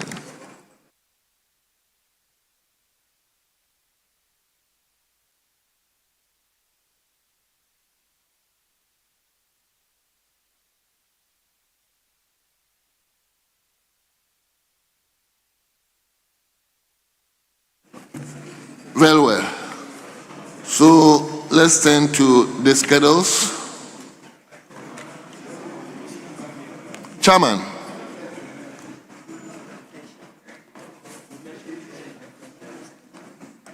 So the schedule will start with first schedule. Exam supplies. Yes. Mr. Speaker, there is no advertised amendment. Very well, honorable members. The first schedule, there's no advertised amendment. The question is, all those in favor that the first schedule stands part of the bill, say aye. All those against say no. Honorable members, the ayes have it. The first schedule stands part of the bill. The second schedule.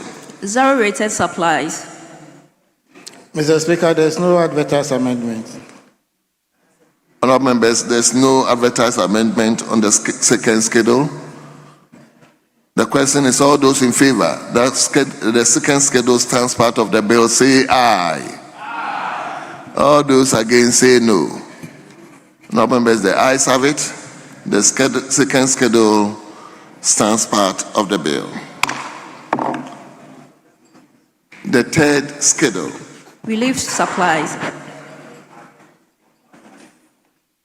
Mr. Speaker, there is no advertised amendment.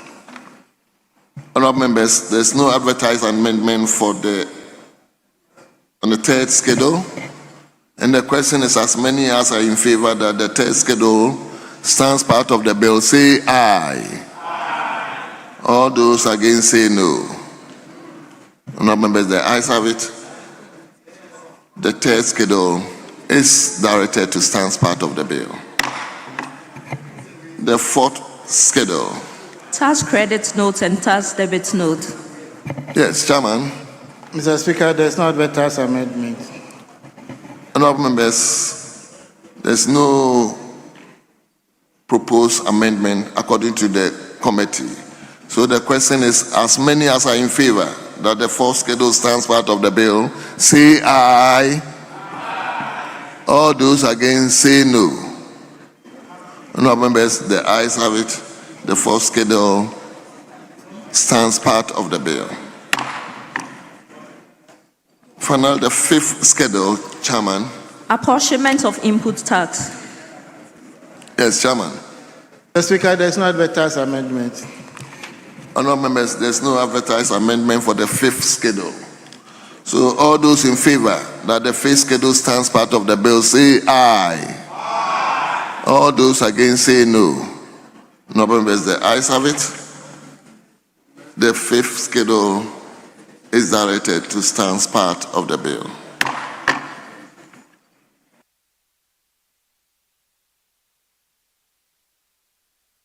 Chairman, now the long title. An act to revise and consolidate the law relating to the imposition of the value-added tax and to provide for related matters. Chairman, is there any? Mr. Speaker, we are good to go. There's no advertised amendment. Honorable members, the long title of the bill, according to the chairman, is that we are free to go. There's no advertised amendment.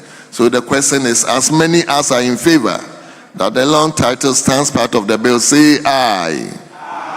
All those against say no. Honorable members, the ayes have it. The long title is directed to stand part of the bill. We now come to the end of the consideration.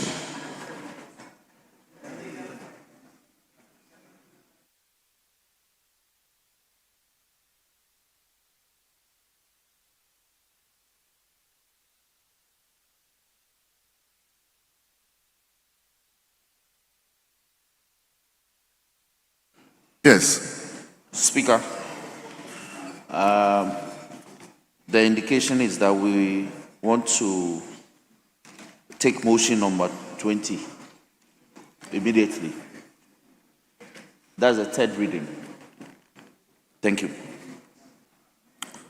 Yes. Speaker, clearly the finance minister is not here. So we want to seek your leave and with the support from the vice chairman of the forces of darkness on the other side to allow the deputy finance minister to do this on our behalf. Thank you very much. Honorable Gunde, take some of this thing lightly. I mean,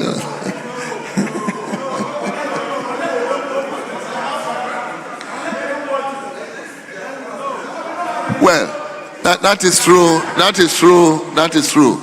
So, records, please expunge those words, please. I think that is right. We don't have to have this thing. Mr. Speaker, where was Ogunde when my brother referred to me as the chairman of the forces of darkness? The directive is that all those words be expunged. Mr. Speaker, but including the one which was said to you. No, but Mr. Speaker, that is the cliche for the whips. It's not unparliamentary. It's actually a parliamentary term for the whips. So when Habib said so, he said so in context. I didn't take any offense. And we refer to each other convivially so. It's a convivial term that we use, so it's fine. Very well, the directive has already been given. Records, please, let's take them out. Yes. Mr. Speaker, as much as we don't have any problem with motion number 20 being moved, except that the majority chief whip did not tell us the whereabouts the minister and why the deputy minister need to do so. Mr. Speaker, the minister is imposing taxes and he's going to collect money from people. And why is it that he's not in the chamber, then he wants his deputy to move it? So you must give better explanation as to the whereabouts of the minister when he wants to put burden on Ghanaians. We will not allow the deputy minister to do it. Mr. Speaker, the Constitution defines a deputy minister as Minister of State. The Constitution defines a deputy minister as Minister of State. My brother knows that originally the leaders were to have concluded the debate this afternoon. So the finance minister has been preparing to come and give his concluding remarks when they do so. But because of the change in time, he had to adjust some other meetings. So he will be here. He's a member, he's been a leader of this house. And then he's a member of the house. So far, the businesses have been ably conducted by his deputy. I don't think it's a problem. Habib just want to be... I fear to use the term because he will litigate it further. So he should permit the deputy to take this one on his behalf. I thank you. And we welcome the minority leader. Minority Leader, you are welcome. Yes, Honorable Deputy Minister. The leave is granted. Mr. Speaker, the Majority Chief Whip is of the view that the Deputy Minister is a Minister of State. Mr. Speaker, check the order paper today. It says Minister for Finance. It does not say a Deputy Minister for Finance. So if you are making an application for us to agree, do so, but don't say it's within your rights. Well. So, Deputy Mr. Speaker, we agreed that we allow the clause by clause. I want to act by what we've all agreed upon. Mr. Speaker, let's have the 48-hour rule and then do the third reading. We cannot be doing this to ourselves. Please, honorable colleagues, we've not even closed the debate. There's no rush. Take it easy. Please. You have today. Honorable Leader, I'm not cutting you short, but the motion that we are taking is not the value added tax which has just been. Mr. Speaker, I'm reminding them. It's something that was just whispered to me. That's why I'm letting him know that he shouldn't contemplate. He shouldn't contemplate it, because that's not the understanding we have. Please, the way you guys every now and then, certificate of urgency, no scrutiny. Certificate of urgency, no scrutiny. It has serious implications. Leader. Yes, Mr. Speaker. Do I have the pressure of you that normally financial bills are always taken under the certificate Mr. Speaker, of I know, emergency? but I am aware, I've seen it. But it does not take away the obligation on us under Order 104. Mr. Speaker, it does not take away the provisions in Order 104. If the certificate of urgency rule is being invoked, what is triggering that? We are considering the budget, Mr. Speaker. The minister has come and said, we should run this through. We said, okay. At least we finished all the clauses. We are still debating the budget, the economic policy. It's not as if we are done with the approval of the economic policy and then estimates are done and there's a need to quickly deal with it. No, Mr. Speaker, we should invoke that rule sparingly. Sparingly. No. If you move it, look, Mr. Speaker, let me read Order 104.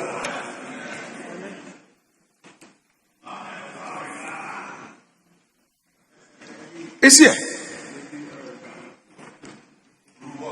Read it. Read the 104. But you said you are challenging me. Read it. I have said it. I don't need to read. I've said it. The content is there. Read it. Read it. No, but if you are challenging what I've just said, you should read it to rebut.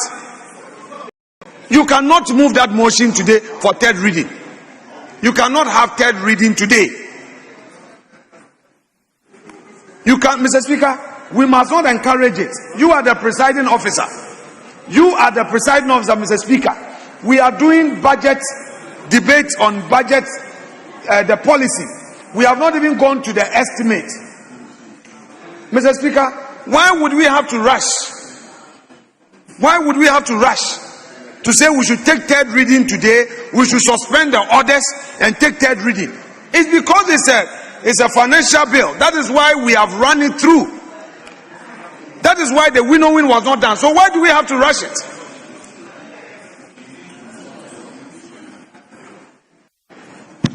Speaker, the minority leader, I know him very well because in my formative years he taught me a couple of things. He's just filibustering. The rule that he cited and refused to and failed to read doesn't support the position he's canvassing. It does not. It does not. It does not. So, nothing stops this House from taking motion number 20. But yes, I agree that these things we build consensus. We don't litigate everything. So if it thinks that we have other businesses to consider, so we should take this later in the day or tomorrow, it should say so. But you shouldn't, because he sat here when he was here, just a year ago, Mr. Speaker, the kinds of instruments that we took under certificate of urgency during an election year, he was here. This was his seat. And we supported him. So he left this seat not barely a year ago. So Honorable, just reach out. Yes. Yes, let's hold on with this and reach out, please. I will engage him. Just reach out. And then we can agree on when to take Let's hold on with this and reach out. But he should stop intimidating me because he cannot. We are building consensus. Mr. Speaker, I thank you. Mr. Speaker,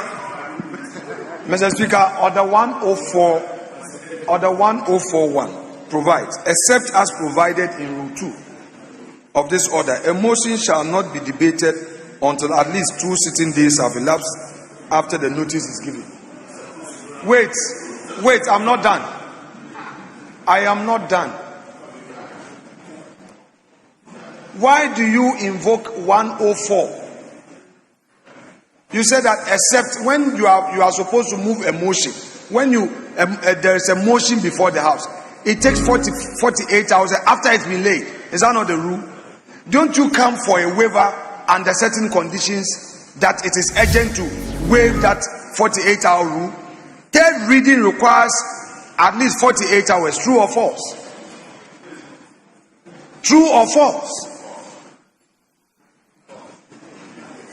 Mr. Speaker, he has already considered that he would defer, he won't take his motion 20. He says we should engage. I will avail myself. Yes, please, just engage. Speaker, let the record reflect that this is a procedural motion. Honorable This is not a substantive motion. This is a procedural motion. My orders is to engage. So, Speaker, please engage. Leadership. Yes, we will engage. We will engage. Let's move on.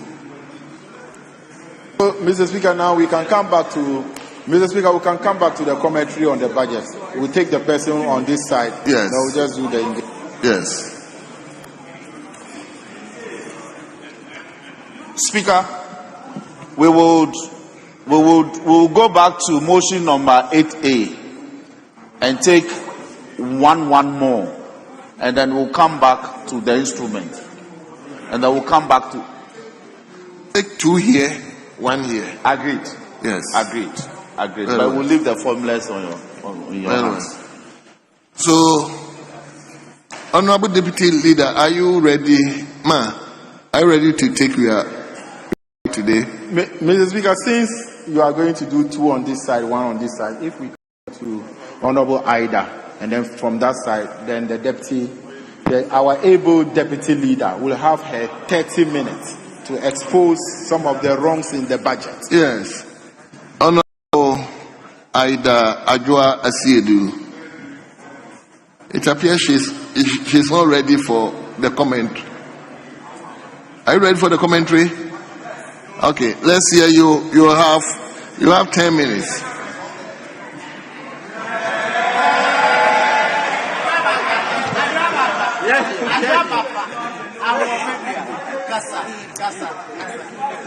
Thank you, Mr. Speaker, for the opportunity given me to participate in the debate of the 2026 budget statement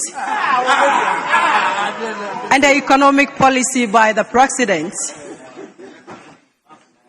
Mr. Speaker, my focus today is one of that and Mr. Speaker,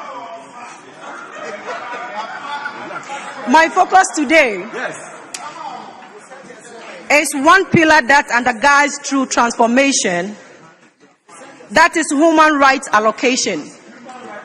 These are not mere line items, they are the lifeblood of our democracy, enshrined in Article 12 to 33 of our 1992 Constitution. The African Charter on Human Rights and People's Rights and the Universal Declaration of Human Rights. Mr. Speaker, the NPP has long championed gender equity. For our affirmative action bill that laid the groundwork for women's leadership, to our investment in action, skills, and financial inclusion that empower rural women in constituencies like mine. Yet, this budget, Mr. Speaker, while claiming a gender-responsive mantle, reveals a pattern of a modest increment that falls short of transformation action. Mr. Speaker, this is not surprising because while President Mahama promised 30% appointment to women during his campaign, he is currently falling short at that only 23.21%.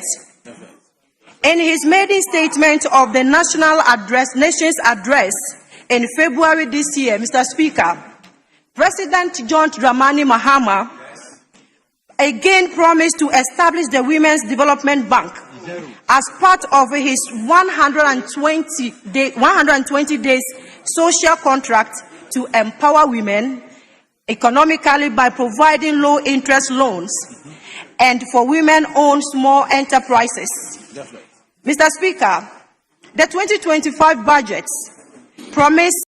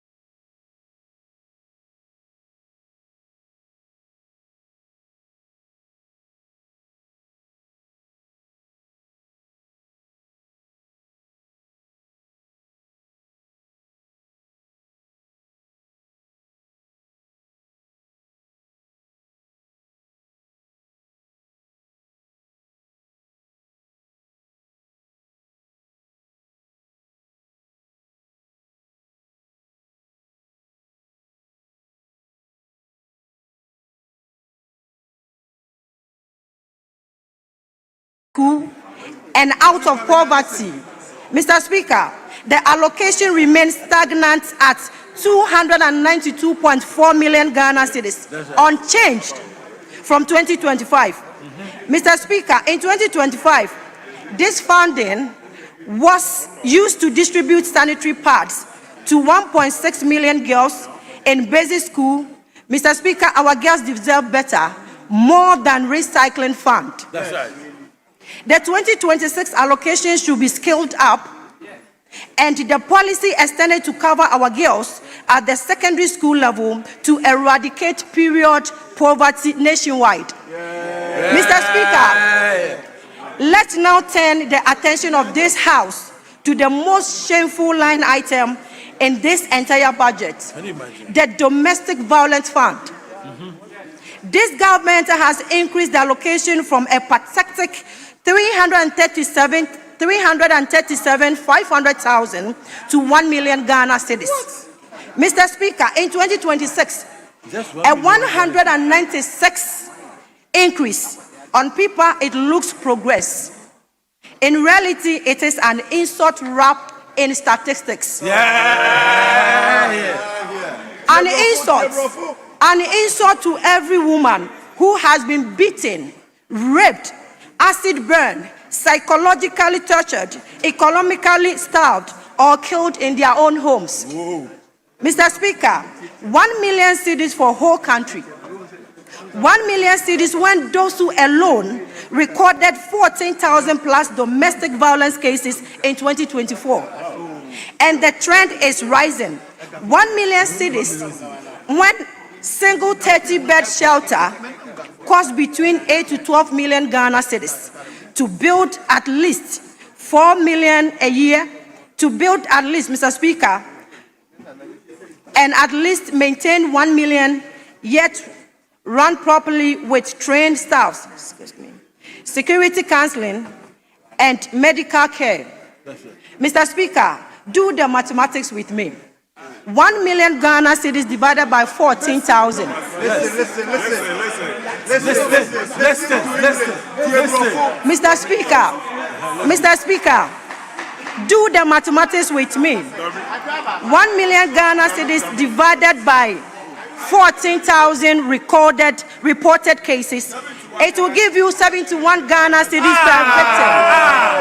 Mr. Speaker, 71 Ghana cedis to cover emergency medical bills, temporary shelter, transport, legal aid, trauma counseling, and child support. 71 cedis to tell a woman whose jaw has been broken that the government values her life less than a bag of cement. Mr. Speaker, let us be clear. Reported cases only are the tip of the iceberg.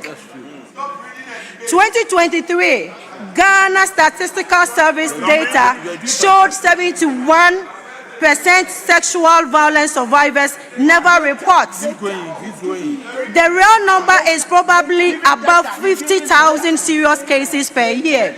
Mr. Speaker, that brings the value this government has placed on each battered woman down to 20 Ghana cedis. Wow. It's less than Gary Olonka.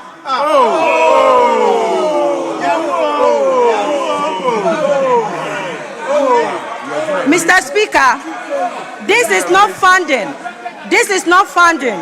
This is a performance cruelty dressed in a compassion. We in the super minority call for a ring-fenced 50 million annual domestic violence and a victim support fund, enough for 10 fully equipped shelters. That's right.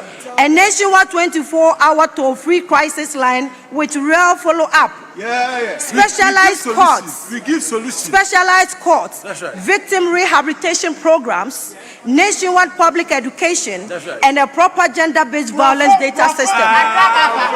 Mr. Speaker, this 1 million Ghana cedis is not a prioritization. That's right. When little girls at North are being married off, brutalized, when university students are being raped at campuses, when market women are being beaten for disagreeing with their husbands, and the national response is 1 million. By this, we are telling the perpetrators to go on because the nation or the state will look somewhere. This is not a budget item. This is not a budget item, and it should not be accepted.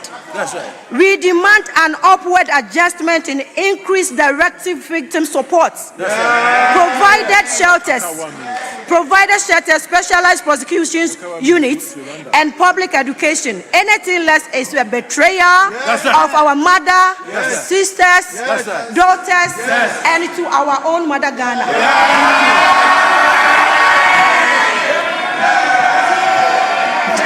Thank you.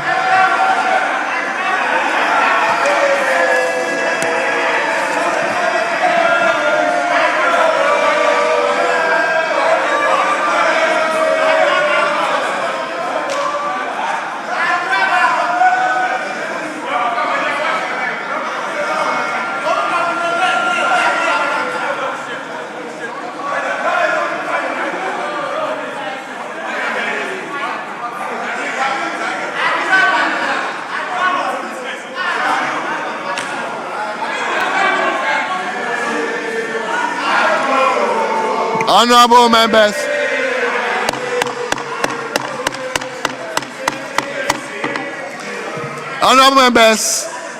it is now the turn of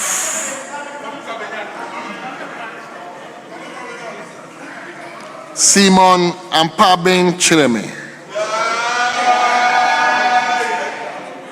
Honorable member, you respectfully have 10 minutes. 10 minutes. Mr.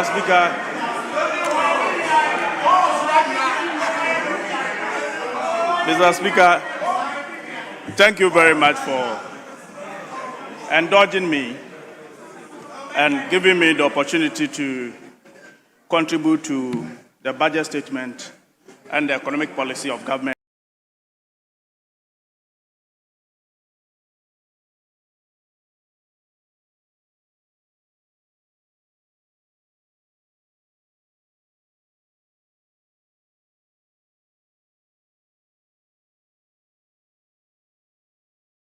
"11 months under his leadership. I am so much impressed. Mr. Speaker, some of us had a lot of belief, confidence, and trust in him to deliver and to clean the mess of the MPP Akufo-Addo Bawumia administration. However, Mr. Speaker, the rate at which, the speed at which His Excellency is doing it, the speed of light with which he is cleaning the mess is so admirable. Mr. Speaker, let me also thank the Finance Minister, Dr. Kesala Tuforsen, for the wonderful presentation on the 13th day of November 2026, pursuant to Article 79 of the Constitution. Mr. Speaker, at least, for now we have a Finance Minister who will not only come here to arouse our emotions about the problem that surrounds us and give rhetorics in theory, but now we have a PhD holder who links academic knowledge in theory to national development in practice. Who links academic knowledge in theory to national development in practice. And today we are feeling the PhD. Indeed, Ato, you are forcing. Mr. Speaker, there is one thing that is so dear to the heart of every Ghanaian, irrespective of wherever you find yourself, being a teacher, being a farmer, whoever. And that is the rate at which price of goods and services increase. We're in this country, when my colleagues at the other side had the opportunity, full 90 minutes on the park, could not even score one goal. With extra time, thank you. Increased inflation under their watch to over 54%. At the end of year, inflation at 23%. Just in 10 months, Mr. Speaker, His Excellency John Dramani Mahama, the nation builder, has reverted to a single digit, 8%. And my colleagues at the other side is saying what? Mr. Speaker, we're in this country when we're leaving power in 2016. We handed over the CD 1 to 4. Just in 8 years, Mr. Speaker, they took it to 1 to 16. And today, it is at 1 to 11. And my colleagues at the other side is saying what? The people who are in the market, the business community, are happy. Because hitherto, a businessman who will require about $100,000 to do import will have to organize at least 1.6 billion old cedis. But today, the same investor or importer will require just about 1.1 billion old cedis with a savings of about 50,000. And he said the business people are not happy. What are you talking about? They are happy. Mr. Speaker, we are in this country. Sometimes I listen to, for the past 1 week, I've been listening to my colleagues in amusement. And I wonder how they were arguing, the level of confidence they had in argument. It's so surprising. We were in this country when over 400 million Ghana cedis was used to dig just a hole in the name of a cathedral. And you are talking about employment. Do you have an idea? Do you have an idea, Mr. Speaker, what that money could have translated into job creation for the young people of this country? And you sit here to say what? When this country, when we are recording 1 week, one scandal, you think we have forgotten? Fuel price, you took it to about 16 Ghana cedi per liter today. Today, in spite of everything, we still have it at 11 Ghana cedis per liter. And when I'm going to my constituency, Mr. Speaker, when we came initially, I was buying about 2,005 in and out from here to Breku, my constituency. But as we speak, just about 1,800 could take me to Brekum and back to Accra. And you think I am not happy? You think the drivers are not happy? You think the passengers are not happy? And you are saying what? We are in this country. Since Ghana became Ghana, up to President Akufo-Addo, Ghana had a debt of 122 billion. Just in 8 years, you took it to 726 billion. Even when you said you were doing better, you left us a debt to GDP by close of year 2024 about 61%. Just in 10 months, Mr. Speaker, just in 10 months. The nation builder, John Dramani Mahama, has dropped it down to 45%. And even going down. We are so much optimistic, so much happy. And we believe that this country can only get better under the tenure of John Dramani Mahama. We are very optimistic about that. Mr. Speaker, we're in this country when our colleagues, yes, we're here, when they came to Parliament, told that we have constructed by 11,000 kilometers. In fact, I don't know where those roads were. But as we speak, there is a single investment of an expressway to be constructed from Accra to Kumasi. And some of us who use that road, Mr. Speaker, it is since Ghana became Ghana, it is the only expressway from Accra to Kumasi, a modern 6-lane bi-directional expressway. And this alone is going to create about 490,000 jobs. And you say you don't like this. What do you want? Mr. Speaker, some of us who are on this lane, I have always been praying that we will get a visionary leader who will not only come and spend our money anyhow, but will invest into the roads and the infrastructure of this country. And anybody in this country who will be forthright and honest will attest to the fact that when it comes to infrastructure, John Dramani Mahama has no classmate. King of infrastructure. I wasn't there for surprise. Yes, I wasn't there for surprise. When the nation builder, through Dr. Kesela Tuforsen, presented in the budget the big push. Yes. As we speak, our region have gotten a fair share. And I believe your region have also gotten. Yes. So you have nothing than to applaud the president for such a wonderful job. And when we are able to finish the expressway, at least some of us who trot back to our constituents every weekend would only use 2 hours from Kumasi to Accra. My brother, if you don't want this, to it. If you don't like this, what do you want?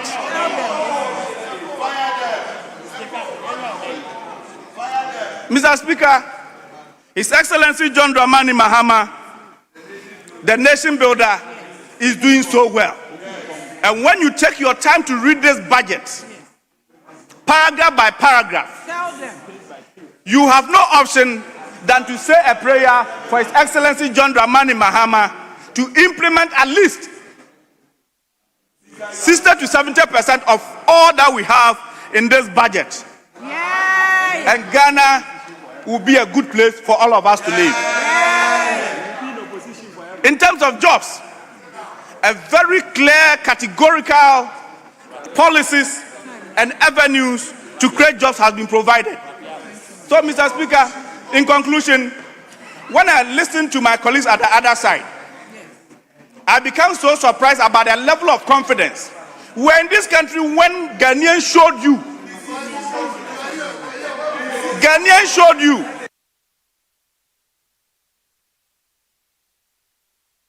One corner. Thank you.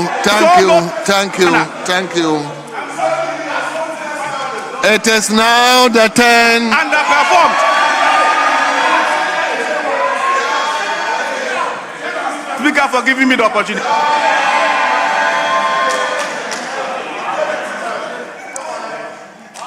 It is now.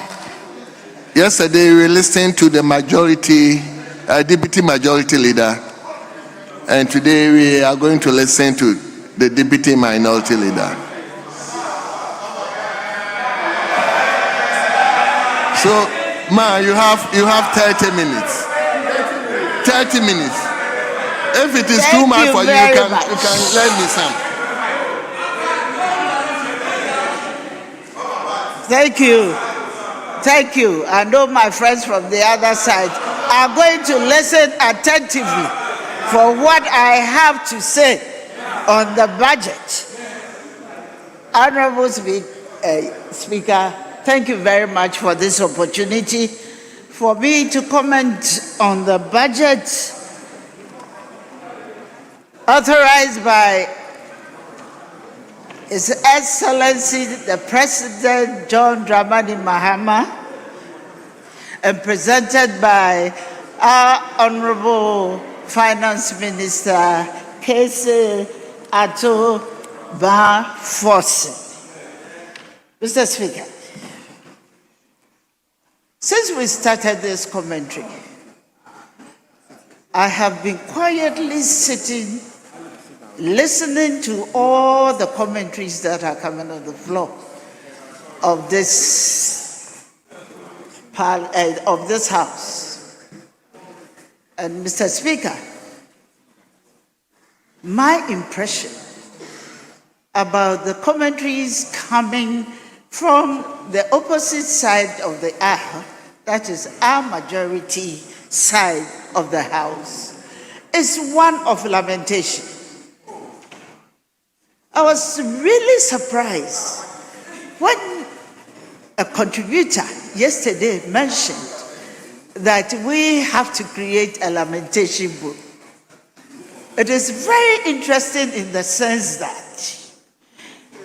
that from day one when the budget was delivered or presented, we didn't have any other comment but to let you know that the entire budget is full of lamentations. Issues that have long passed.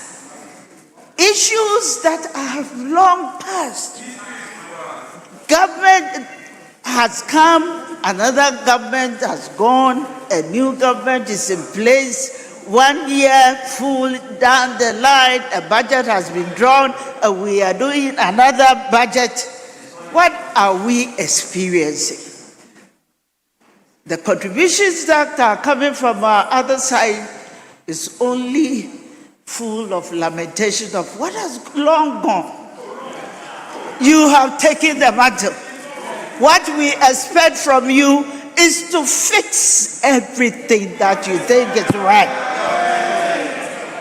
What are we talking about? Yesterday, I was very happy when an honorable also contributed and mentioned that your first year was a correcting year. For me, it is an admonition that you have realized that you didn't do anything concerning your policies. Nothing. You didn't deliver anything in your first year, and you are expecting that in your second year, something good will come out of it. So it now brings us back to the 2026 budget. Mr. Speaker, I find it deeply concerning that earlier contributions that we have listened to have ignored totally the issue about gender. If I'm talking about gender, I'm not only concentrating on both sides, the men, male and female. My concern is about the female. aspect of gender budgeting. It is interesting that at a time when our nation speaks boldly of, or the government speaks boldly of resetting for growth, job, and economic transformation, I see no solid foundation to support this ambition. What am I saying that? You have all manner of projects which you believe is going to create jobs. But there's no gender aggregation of how you are going to do those projects. How can you then rise up and say that our budget is gender sensitive? I will give you a typical example. A typical example of what I mean by evidence-based budgeting is when you wanted to, in 2025, to undertake the issue of sanitary pad to encourage more girls to go to school. You were able to identify 1.3 million girls that will be distributing sanitary pad to. It is specific, and what we need to interrogate now is whether you were able to even service those 1.3 million people. But I'm happy to note that instead of accounting for that number, the only mention of the sanitary pad in the budget is that 6.6 million packets of sanitary pad has been purchased. What has been the impact? What has been the impact?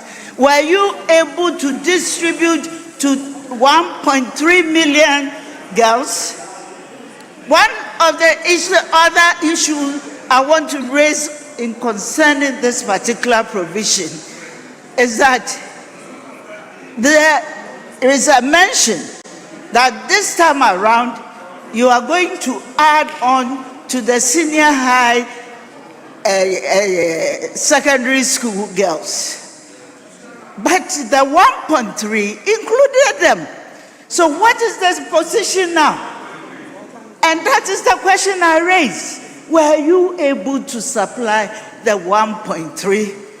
I see that it has been conveniently avoided, but you are accountable to us in this house to ensure that what we said is working.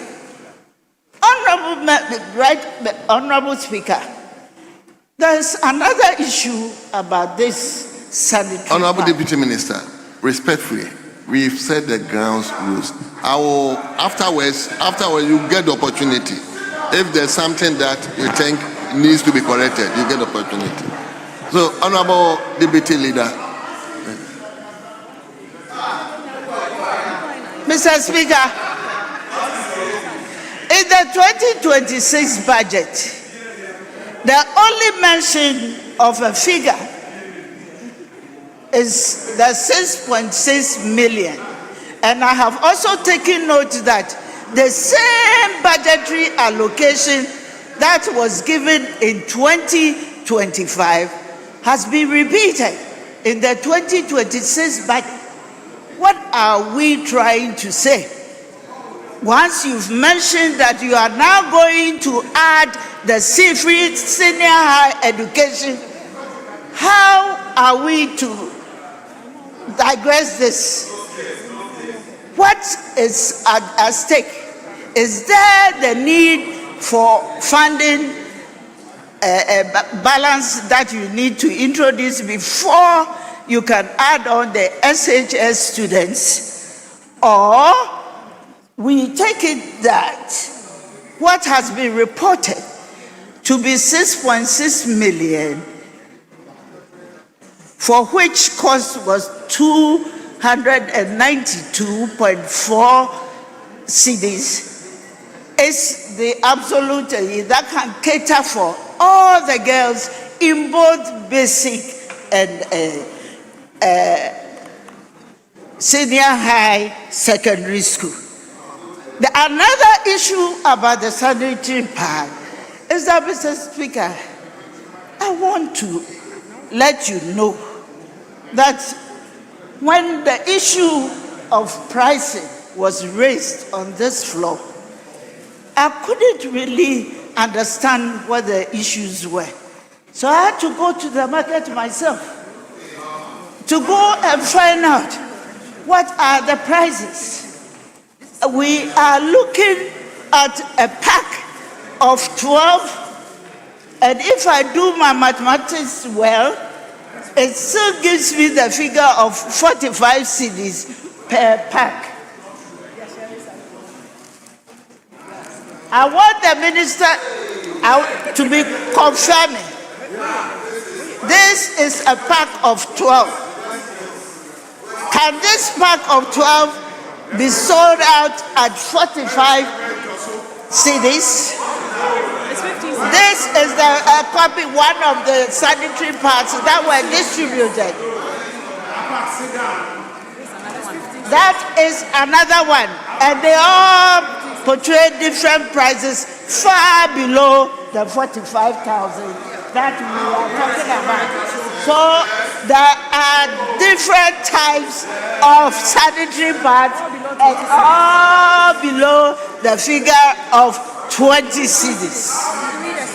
So as I indicated,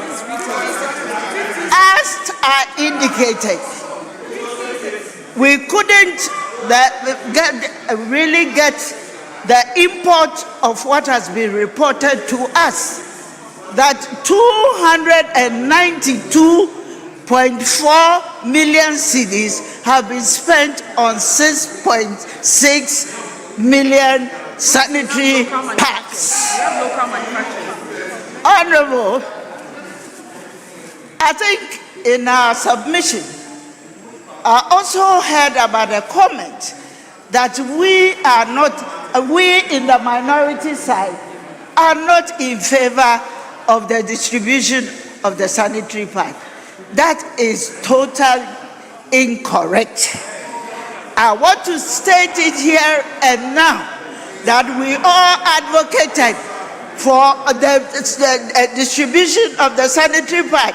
But my only concern here, another concern, is the fact that when school was reopening for the new semester, in addition to the prospectus that was given to the senior high education, senior high schools, contained the supply, the need for parents to buy those sanitary pads to cater for them. Honorable members, we are here to support a worthy cause, and we believe that it is important that if we want to implement this program well, it is for the good of the people of this country. We are all representatives of the people in Ghana, and I would like to implore on each one of us that the implementation of the sanitary pad must be done and done well. Honorable, one other issue about the gender is women are about 52% of our population. And we have it on record. Yet the budget fails to reflect any meaningful gender-sensitive analysis.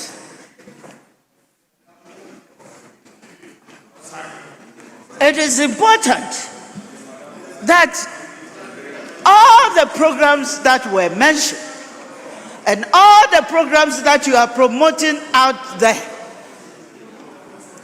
I repeat, that must be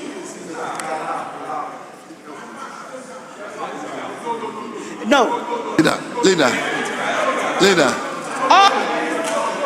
Honorable members, leader, respectfully, we set the grounds rule. I've already indicated to him that I'm not allowing that. So after the leader has spoken, then we will find a way. If there's any correction, then, but just interjecting, no, I wouldn't allow that. So, honorable leader, just go on.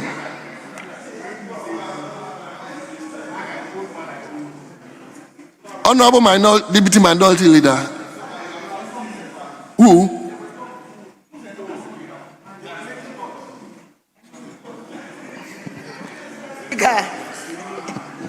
Mr. Speaker, there was a contribution from our side of the House. It was not to discourage the program, but the suggestion was to seek the possibility of manufacturing these sanitary pads, whereby the government could introduce on a regional basis an industry looking at the large sums of money that is going to be applied to it.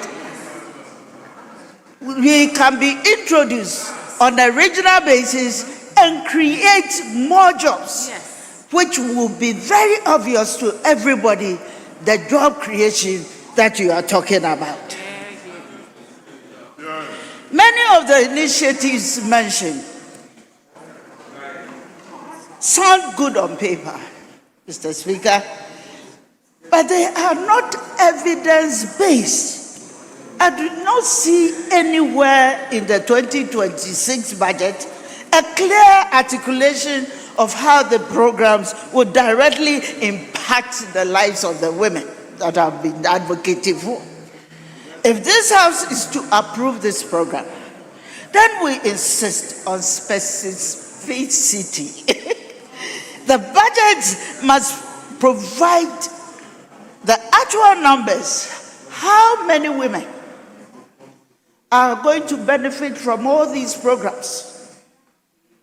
Mr. Speaker, you will agree with me. You will agree with me that if we want economic growth, women cannot be left out of it. And there should be a conscious effort and a deliberate effort to ensure that whatever programs we are churning out there, women will be the major beneficiaries of those programs. Mr. Speaker, I cannot simply allow programs to be listed without evidence. The clarity of numbers and gender disaggregation data must guide how we project growth and how we evaluate its effect on women. Mr. Speaker, there is a clear failure by this government to neglect the gender budgeting, and it is egregious. And it's violating the CEDA commitments and the NDC's commitment to achieve 30% women representation target by 2026. How many cabinet ministers do we have? And how many are women? How many are appointees? Honorable Speaker, it is interesting to note that Ghanaians have had high expectations of we politicians, especially the NDC, having come out to appoint a first woman vice president. It was everybody's expectation that by now we should have started implementing the Affirmative Action Gender Equity Act.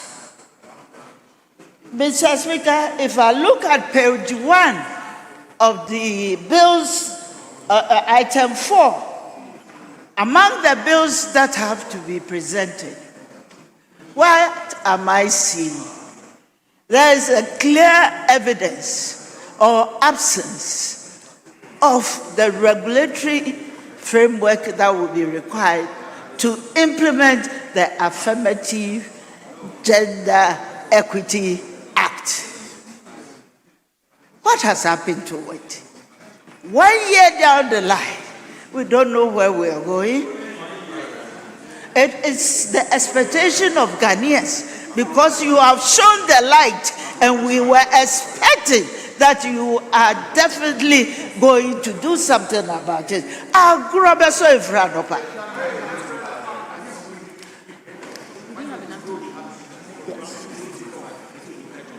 We need to ensure that whatever you promise does not become a failure.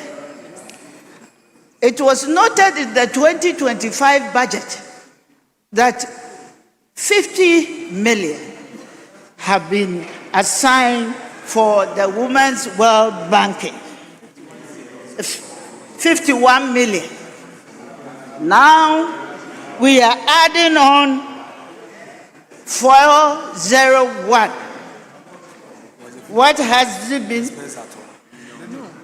What we need to know is that, was the money disbursed? What are we going to do to implement? Because we don't have any guidelines as to how to implement those monies. They have actually been allocated, but without any guidelines for its implementation. Honorable members, you will remember that you know that there are so many programs, policies that can be, when mentioned, that can be described as good policies. But the implementation alone can turn it into a bad policy. So I don't see why you should be up and hailing and clapping because of programs that don't even have the basis for implementation.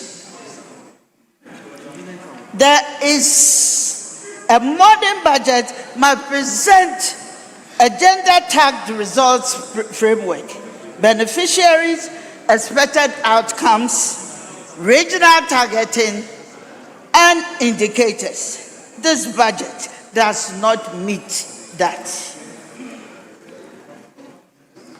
Ghana cannot claim to be serious about inclusiveness of women's economic participation. That appears only as a paragraph in a long document. Honorable Speaker, it is important for us to know that as we stand here and present our budget, let us turn to the matter that affects the dignity of education and well-being of millions of girls. The free sanitary pad. I'm emphasizing again.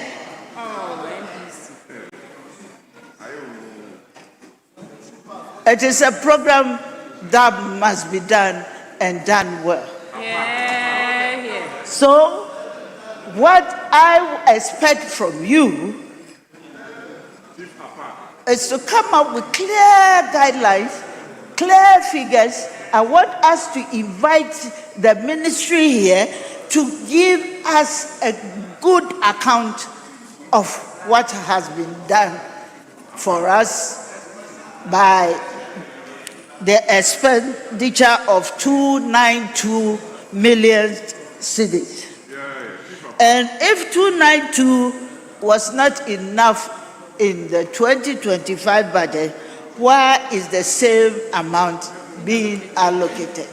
Mr. Speaker, I'd like to plead with you that we have to take note of that, and that answer must be solicited from the implementers of that program. Is the government planning to cut the program? Or were the earlier figures inflated to justify excessive expenditure?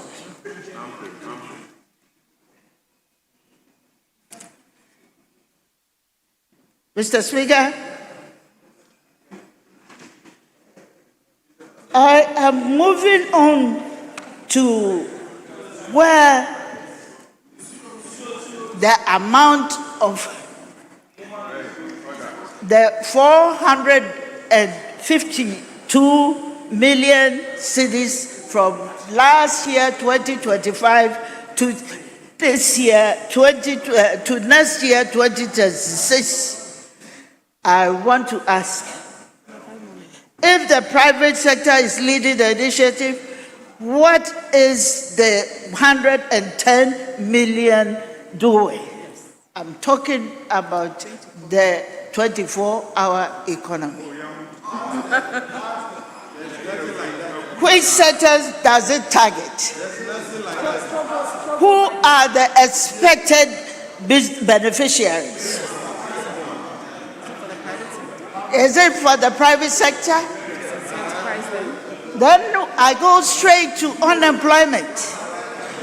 Mr. Speaker, recent reports indicate that 70,000 trained nurses, midwives, laboratory technicians, and other health professionals remain unemployed after completing state-regulated training.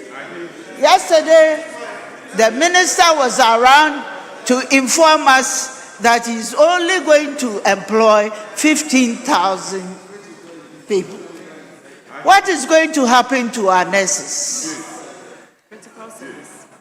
I intend to bring it to your attention that we were here when a contributor mentioned that you are building chip compound on every district, metropolitan or municipal assembly, and ultimately you are going to have 276 chip compound.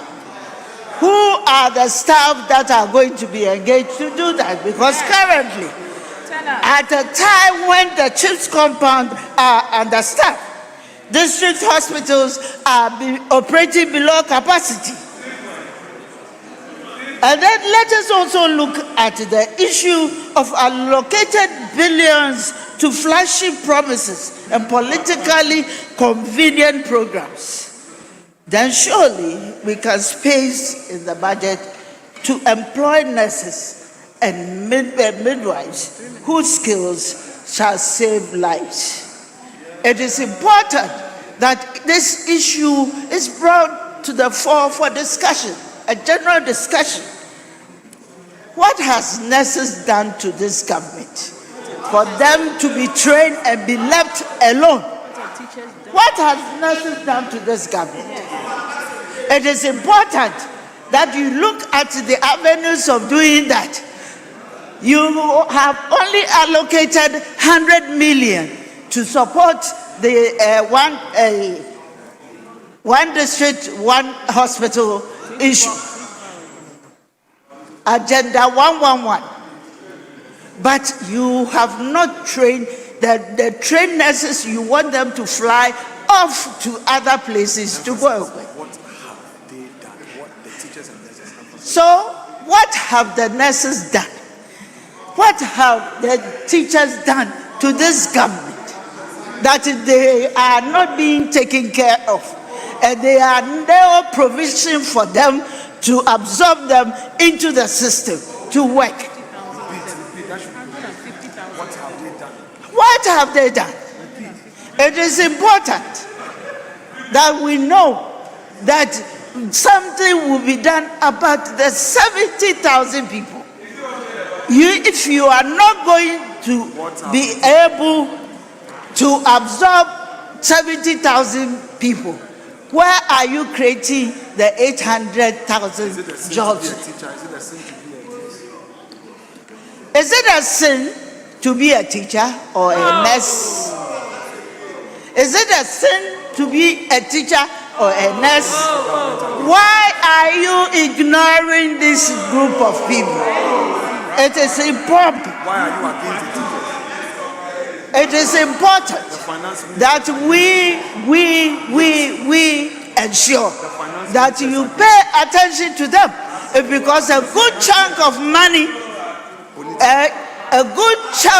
money has been spent to train them, and it is important that these people are given the necessary attention and employment they need. What have teachers and nurses done to our finance minister for not making the right provision for them to be absorbed into the system? Honorable Leader, be winding up. Honorable Mr. Speaker, the fundamental question Ghanaians continue to ask is simple. Where are the jobs? Yes. You promised the youth of this country. Yes. Let us be specific. Yes. How many jobs have been created under the 24-hour economy? How many jobs have been created through the National Coders Program?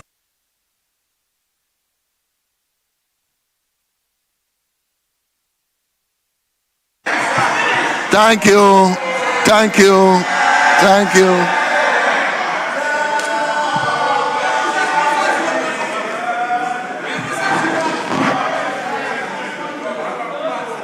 Yes, Leader.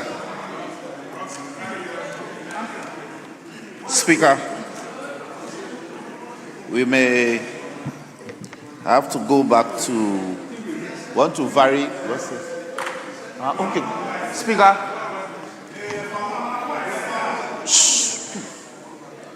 As you directed, the Honorable Dr. Park, Deputy Minister for Education, wants an opportunity to correct one or two information put out by the Deputy Minority Leader. So, Mr. Speaker, Honorable Leader, I guess Honorable Commenter Park has not taken his turn. Has he taken his turn? Mr. Speaker, no. If he has not taken his turn, it's not debate. It's not commenting today. Today is the last day for fine. members. So you should note it down. Any time, please. Mr. Speaker, we set the ground rules Mr. for Speaker, everyone. Mr. Speaker, please, Mr. Speaker, please. We at plenary set out some guidelines to moderate the debate and the commentary, I should say. But it's also our rule that where the comments breach Order 122, it's permissible for a member to interrupt the comments and to set the matters aright. And please, and instead of interrupting, you directed that if he's so minded, they should note down the issues. Please stop these things, please. So that when the Honorable Minority Leader was done, then he could be given some minutes to set the issues. Mr. Speaker, that is all we do. Honorable Leader, you see, Mr. Speaker, I have to be straightforward and principled on yes, this. Mr. Speaker. I mean, I have not allowed anybody. So my friend Clement knows that if there's opportunity, I'll give him. So Clement, just dot whatever mistakes you think the deputy leader just came up with. You get opportunity, then you address it. You see, I want the debate or the commentary to be flowing, and it will limit the time of wasting, because somebody will be interjecting, another one will interject, and today at least the debate has flowed. So please, Honorable Clement, just bear with me. I wouldn't allow any interjections. So if he's debating, we will allow that. Mr. Speaker, I indicated that it's not among those who comment on the statement today. Then tomorrow, Mr. Speaker, tomorrow the leaders are concluding. The leaders are concluding. So our rules permit. Leader, Speaker. Then why can't he pass it on to the next person who is coming to? It's the same. Just pass it on to someone. Mr.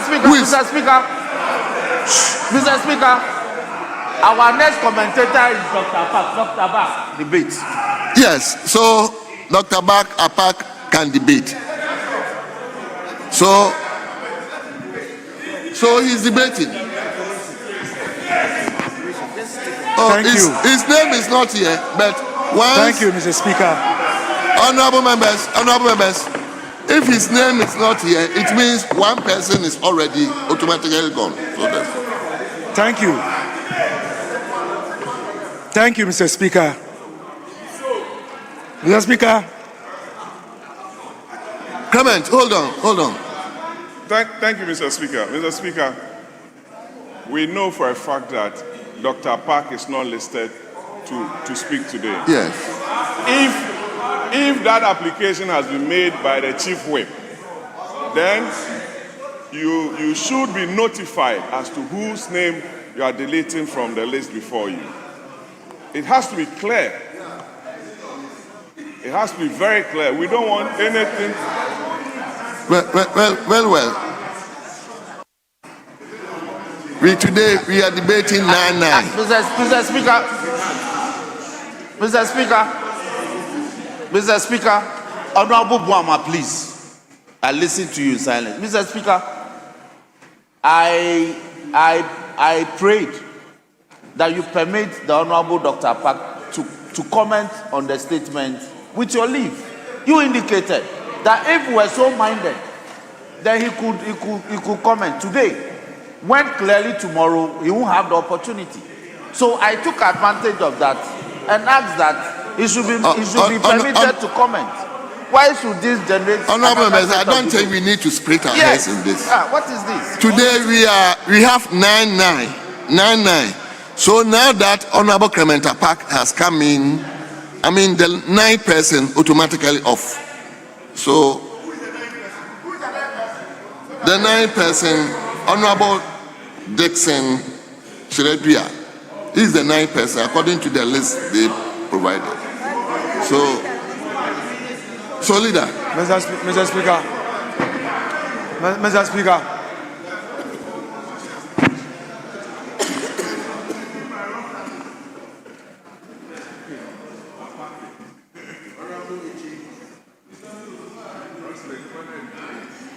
Mr. Speaker, there was an agreement.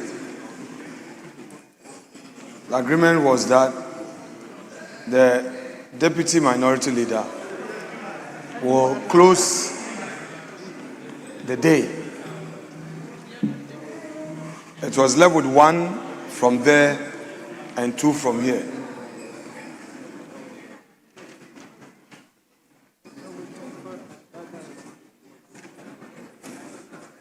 Honorable Majority Chief Whip should not introduce anything new. When I was leaving the chamber, the understanding was that there was going to be 1 here, we come back and Deputy Leader will finish. That is why Honorable Habib made the application for Deputy Minority Leader to hold on for a colleague to debate before, because she is a leader. That is right. Yeah, so there cannot be any, Mr. Speaker. Therefore, that ends the matter. There can be another opportunity. Leader, the arrangement was that we will give some people to comment Then we come and do a bill. Then we resume another commentary. Then we come to another session. We have some commemorative even statement to make. So we decided that we'll do 2-2. Then later on, we do 2-2. So my part was the second part. We still have 4-4 to go. Mr. Speaker, I know all that, but I'm saying that what the Chief Whip indicated was that they had one available, so we should do 1, 2, and then we'll break and do other things and come back. What I'm saying is that this new arrangement where he now says Clement Apak is going to speak, it is not part of the understanding we reached. So if you want Mr. Apak to debate, that is fine. To replace Honorable Dixon, whose constituent? No, but that is it. That's the list. Yes, but Mr. Speaker says so on. Mr. Speaker says so on record. Mr. Speaker, let us know who he is replacing. He has brought you a list. We want to know who, because another colleague has his constituency. No, because the Speaker mentioned this is not me. No, but we've not been given the chance. I am on the floor. Let me finish. But Speaker has already placed it in the hands of Mr. Speaker. Which name is Honorable Apak replacing? Honorable members, I don't see why you should be struggling in this. The two lists are here. 9-9. We've already covered 4-4. So we are left with 5-5. So what it means is that once Dr. Clement Apak is coming in, the last person on the list may not get the opportunity to speak. I've mentioned the name. Mr. Speaker, the minority leader shouldn't do this. It shouldn't create disaffection for this leadership. We don't interfere with his selection. So it should not interfere with our selection. I share with you. So don't do that. I share with you.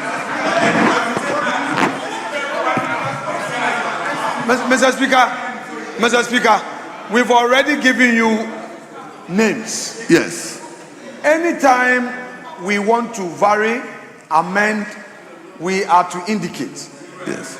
What I am asking most respectfully, humbly, is that for the purpose of clarity, the respected senior counsel, who is the chief whip for the majority caucus, should indicate to us who among the 4 remaining speakers he is replacing Honorable Clement Apak with. We need to know. Leader, you don't need to know, because leader, when such you made changes, you just brought the changes to me, and I took it here. I will just mention who is next to speak.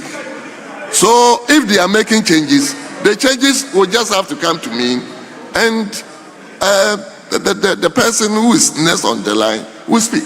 So, leader, you've already made changes. Your minority leadership have already made changes. So if they are making changes, I don't think it's anything.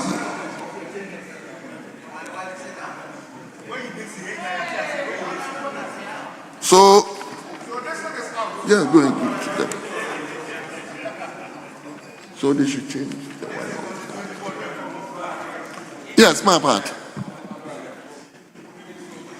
Thank you, Mr. Speaker. I want to get an understanding here, because before we started, we recommenced the debate. The agreement was that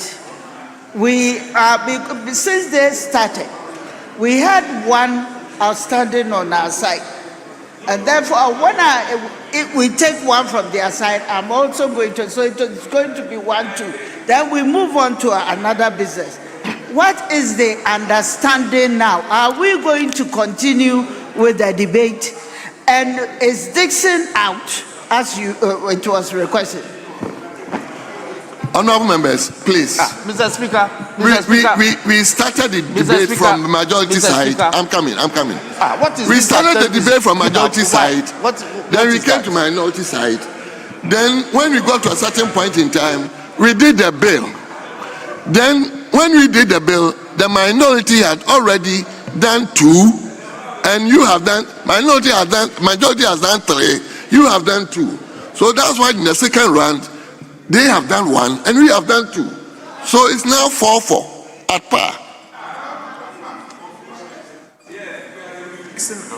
Mr.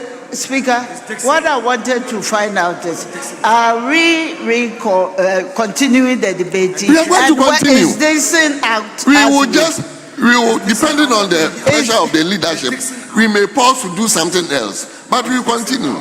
We have 9 to cover. We will continue till the end. If the leadership decides that we should pause and do something else, we have to come into an agreement of what we want to do, because you gave us the understanding that after my debate we are going to do something else, and the Minister for Finance is here to continue that, but you cannot continue the debate.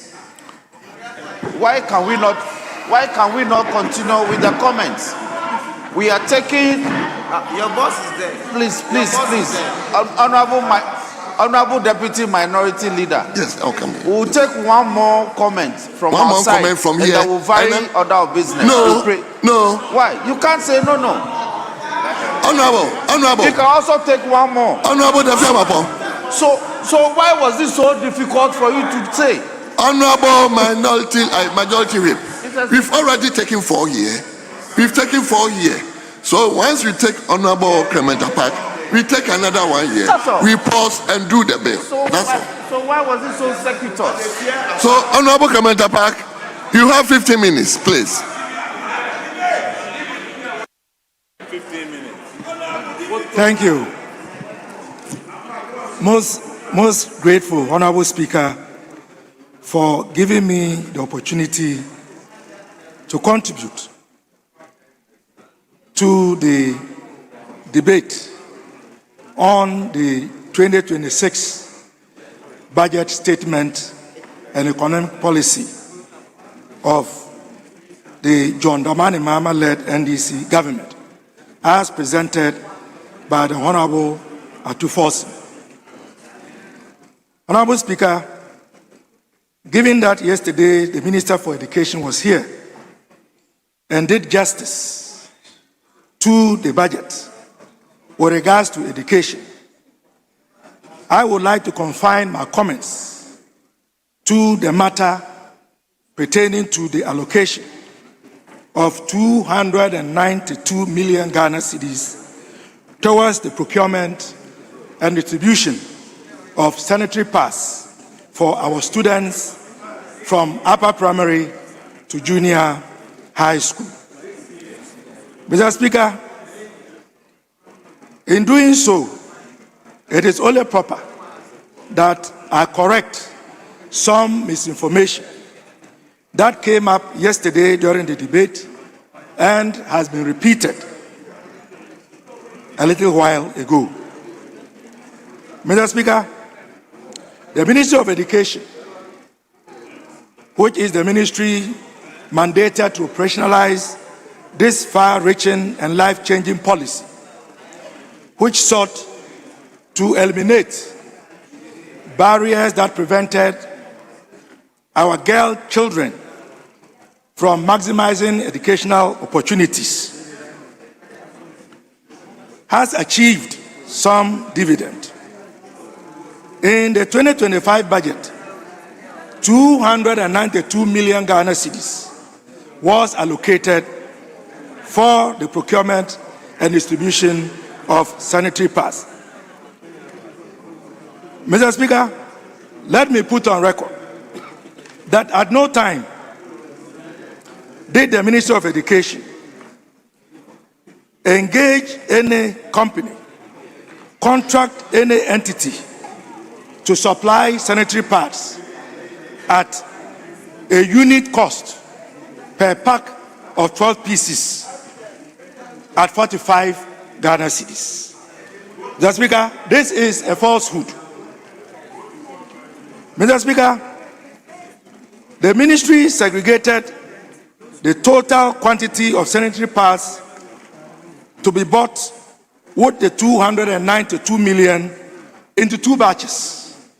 The first batch composed of 6,607,095 pieces. The second batch composed of 5,601,245 packs. Mr. Speaker, as I speak to you today, Listen. 6,607,173 packs have been distributed to 2,578,519 students. And it is again not accurate when the claim is made that our students in senior high schools were not included. Mr. Speaker, they were. And here is the breakdown. For the students in primary school, from primary 5 upwards, 398,701 female students in primary 5 and 6 benefited from the sanitary pass. For those in junior high school, 1,101,486 students benefited from the sanitary pass. And for those in secondary and TVET institutions, 968,285 students benefited. Mr. Speaker,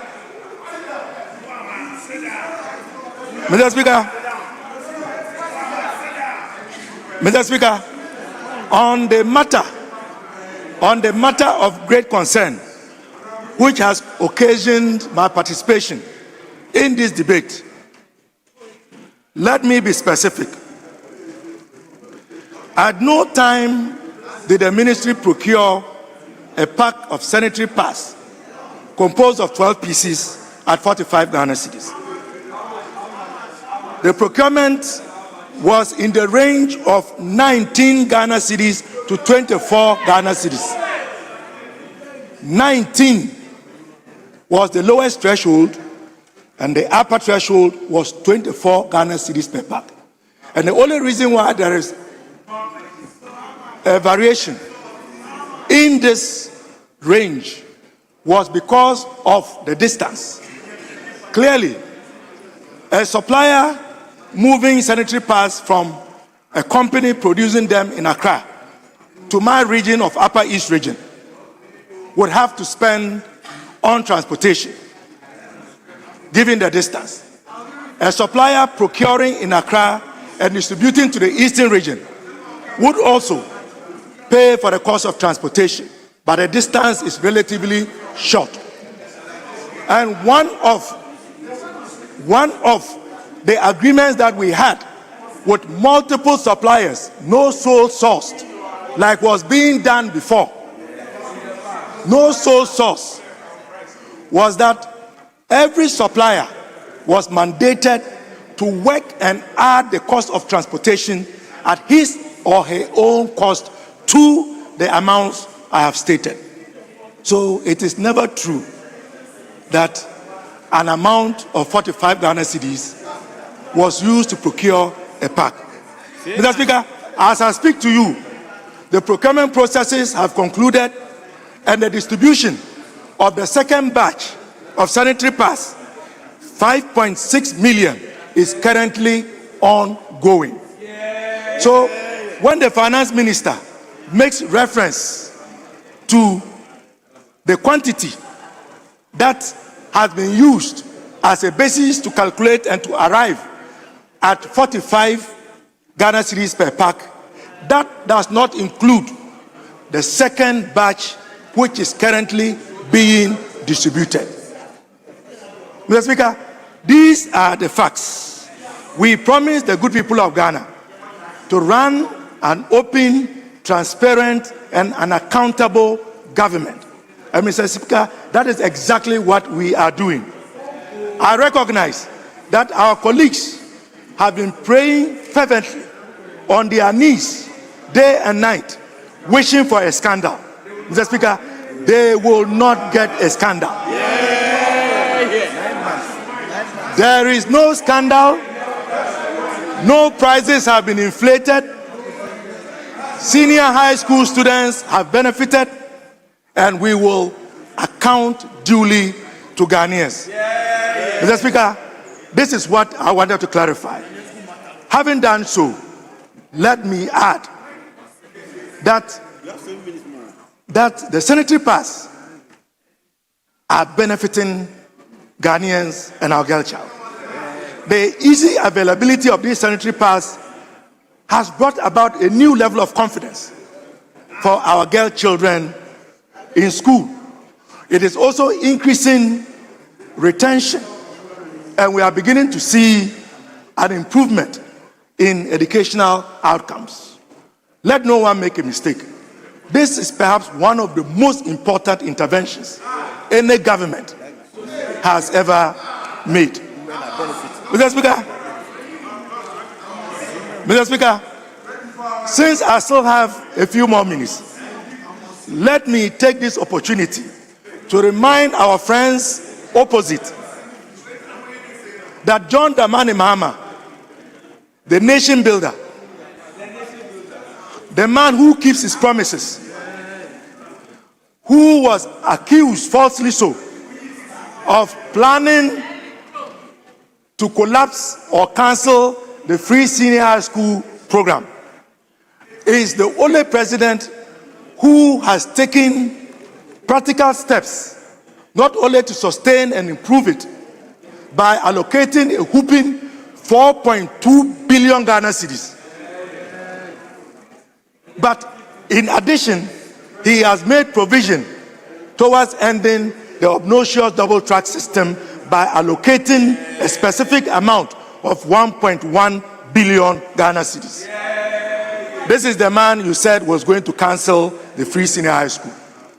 What he has done, you could not do it in entire 8 years. He has done it in only 1 year. In only 9 months. Mr. Speaker, as if that was not enough, John Dramani Mahama, since taking over the reins of governance of this country, has made sure that adequate provision is made to feed our wards in the secondary schools. If anyone in this hollow chamber can stand up and tell us from January 7th till today, an occasion where students had to demonstrate or schools had to be shut down due to inadequate food, I would cede my month's salary to that member. Mr. Speaker, since John Dramani Mahama took over the reins of this country, we have not heard of expired food. We have not heard of students eating the food they used to describe as donkey saliva or gari jollof. Students consume nutritious, balanced diets. They eat eggs, they eat sardines, and they eat beans, not weevil-infested beans. This is the change Ghanaians voted for. And that is exactly what John Mahama is delivering. Mr. Speaker, Mr. Speaker, let me further indicate. Honorable. Let me further indicate. Honorable. Mr. Speaker, the weevil infested beans, please. Oh, just but Mr. Speaker, these are facts. These are facts. What? Mr. Speaker, as a member of the Public Accounts Committee, and any member of the Public Accounts Committee here would testify that even the Auditor General captured this in the Auditor General's report. Clement, the facts are subjective. I am not aware. You may be aware. Somebody else may not be aware. Just withdraw that part for me. Yeah, just withdraw that part for me. Mr. Speaker, then I would withdraw that and say students are no longer being fed unwholesome food. Very well. Mr. Speaker, again, in the area of education, for the first time in the history of our republic, our sons and daughters, our brothers and sisters who have disabilities are enjoying free education at the tertiary level. That wasn't enough for His Excellency the President. His Excellency the President, working with the Minister for Education, is introducing another intervention that would provide free education for learners with disabilities from the very basic level to the secondary level. And then when they enter or they transition to the university, they get free education. So essentially, John Dramani Mahama is introducing a policy that will make education from kindergarten to university free for all persons with disability. For 8 years. 8 years. They spent our money. In our place, that time is they almost spent up. our money excavating the biggest hole on the surface of the universe. They had no foresight. Thank you. They spent our hard-earned resources chartering luxurious flights so that they can freshen up in the air to the detriment of Ghanaians. So let no one make a mistake that John Dramani Mahama and the NDC government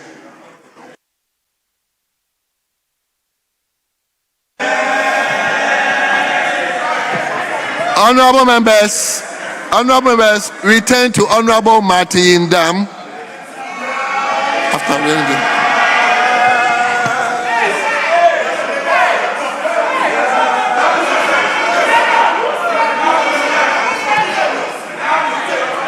Thank you. Yes. Thank you, Honorable. Honorable Dafiamapo. The majority have had 5 commentary. The minority have had 4. We are now going to the 5th. Mr. Speaker, I am making this intervention on constitutional grounds. Mr. Speaker, yesterday, 24th of November, 2025, the High Court of Tamale,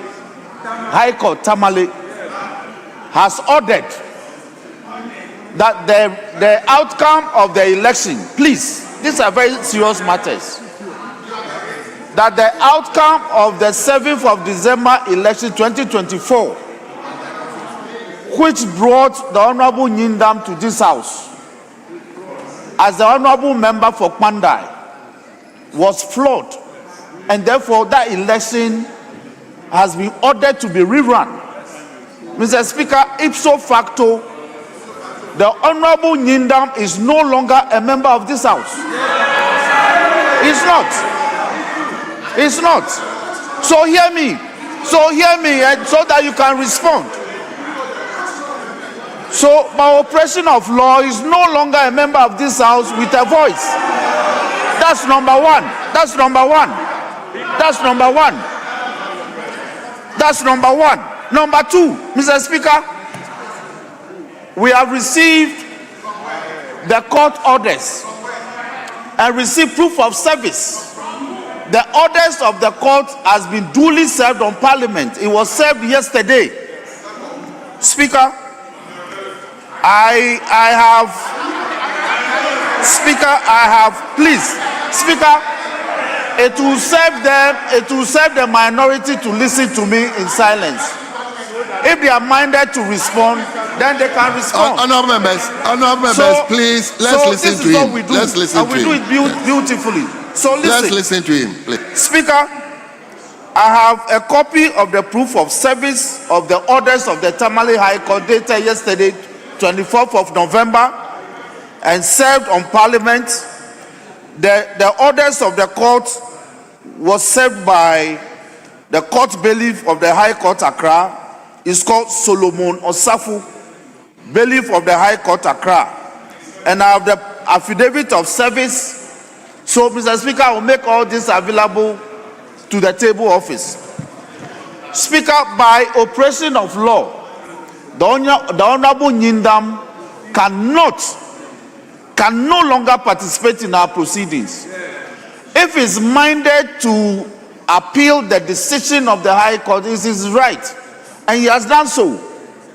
But it is tried that mere filing of an appeal does not operate as a stay of execution of the court's orders. Mr. Speaker, further, a mere filing of a stay of execution, please, there are two processes involved here. I've seen both copies. He has filed a notice of appeal. It does not operate as a stay against the execution of the orders of the High Court, Tamale. 2, a mere filing of a stay of execution application also does not operate as a stay against the execution of the orders of the court.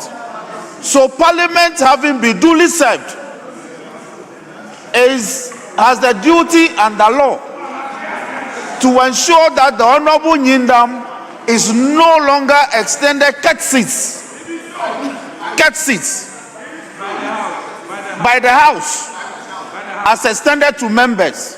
Mr. Speaker, I'm not raising these matters whimsically because precedents will guide us. Mr. Speaker, when the Honorable Jachi Kwesi was ordered by the court that he should go through rerun of his elections, members of this side at the time, mainly led by the now minority leader, spoke vociferously against the fact that the Honorable Jachi Kwesi cannot be entertained in this house.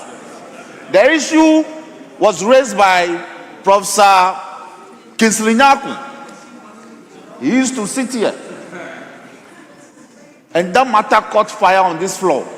Eventually, the Honorable Jachi Kwesi had to leave. So these matters, they are beaten path. This is a path that we have traveled. Precedent has been laid and set, or set and laid. So nobody can urge upon this house today that the Honorable Nyindam must have a voice today. It won't happen. It won't happen. So the orders of the High Court are directed at Parliament as well as the Electoral Commission to order for a rerun of the election within 30 days. Within 30 days upon the grant of that order.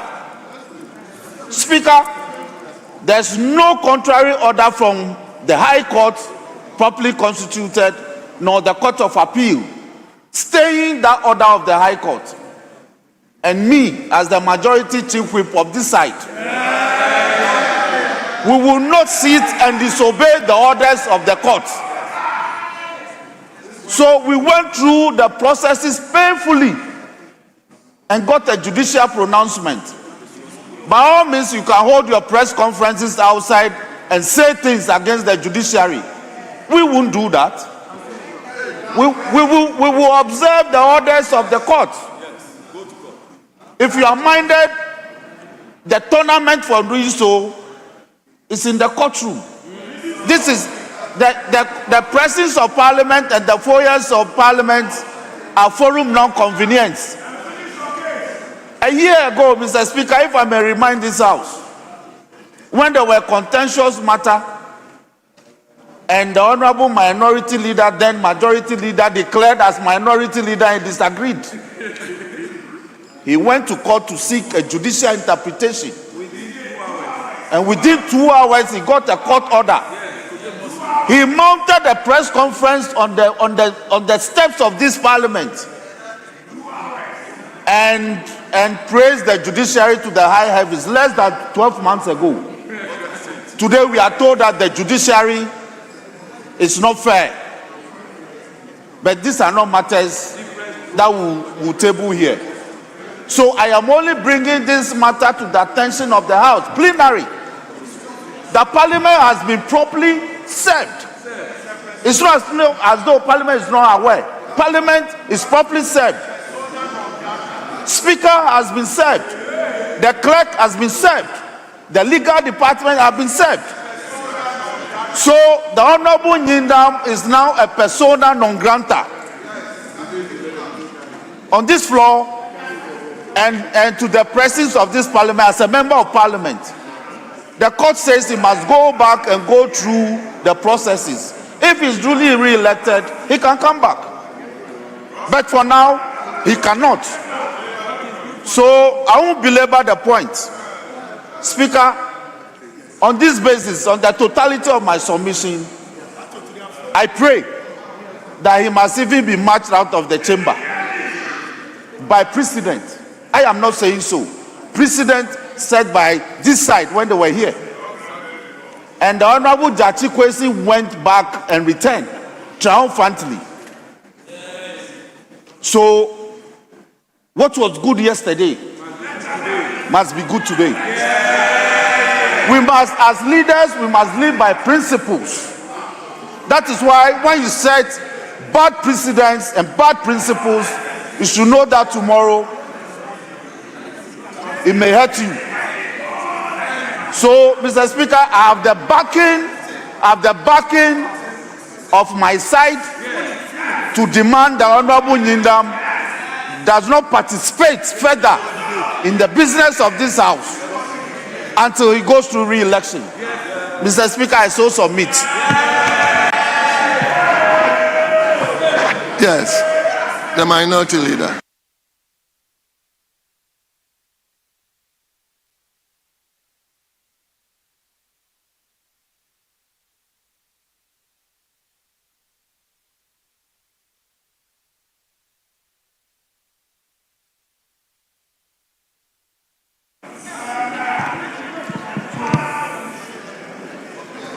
Yes, Minority Leader.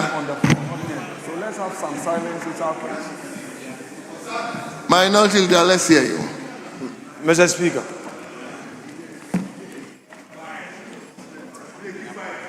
I have listened to my colleague on the other side.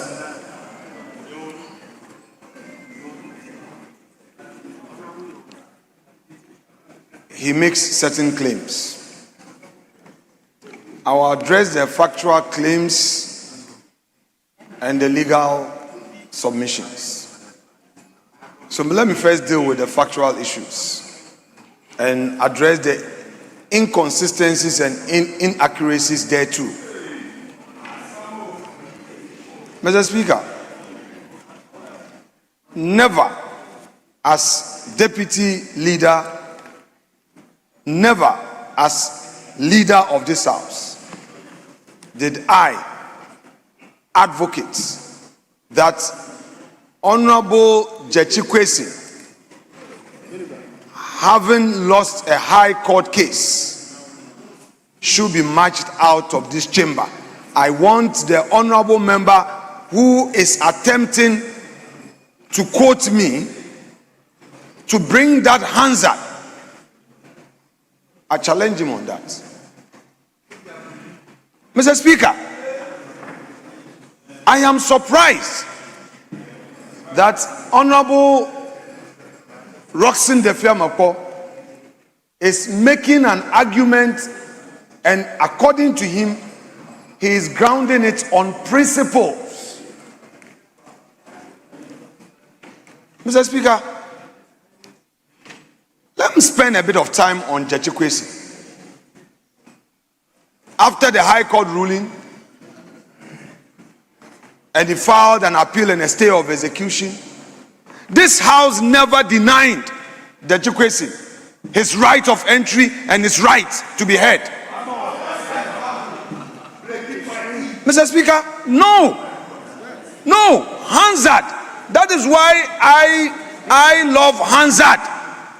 They went for an Mr. Speaker, let us be very clear when we say that we are relying on precedents. In the 8th Parliament, where Right Honorable Speaker Bagwin presided, the High Court's Cape Coast ruling or judgment, let me say judgment, not ruling, the judgment of the High Court on the citizenship matter did not automatically lead to an order, because, Mr. Speaker, for Mr. Judge Kwesi to be ordered out, it has to be done by the Speaker. My brother on the other side, who I so much respect, I have no doubt on the efficacy of his legal knowledge.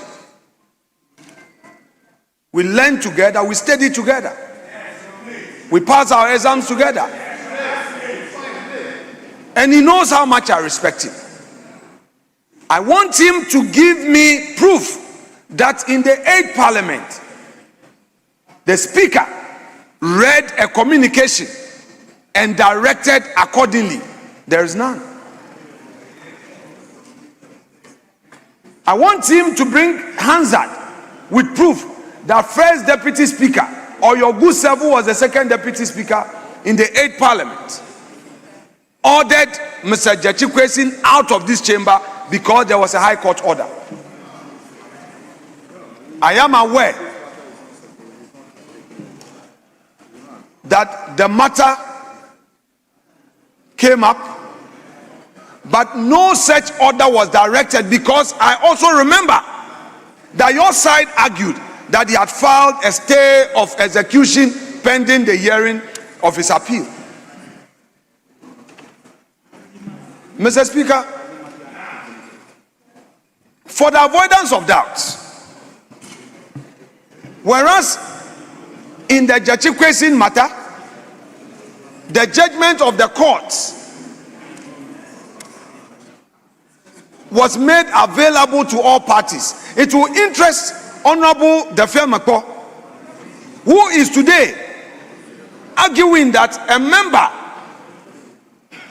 who has been regularly elected, sworn in, be removed because there is an order of a court, when the judge himself said his judgment is not ready.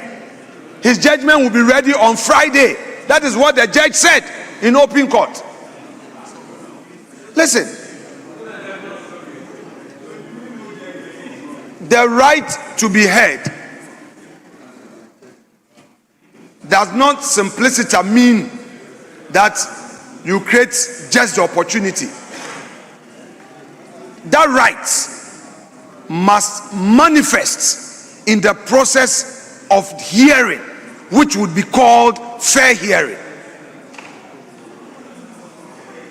Mr. Speaker, the next leg of his argument is that a stay of execution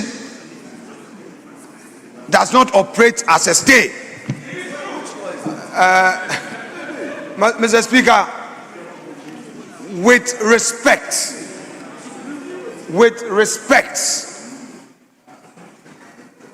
I have spent years in the courtroom. I have been a active practicing lawyer in the Superior Court of this country. And I know my friend to be a practicing lawyer as well.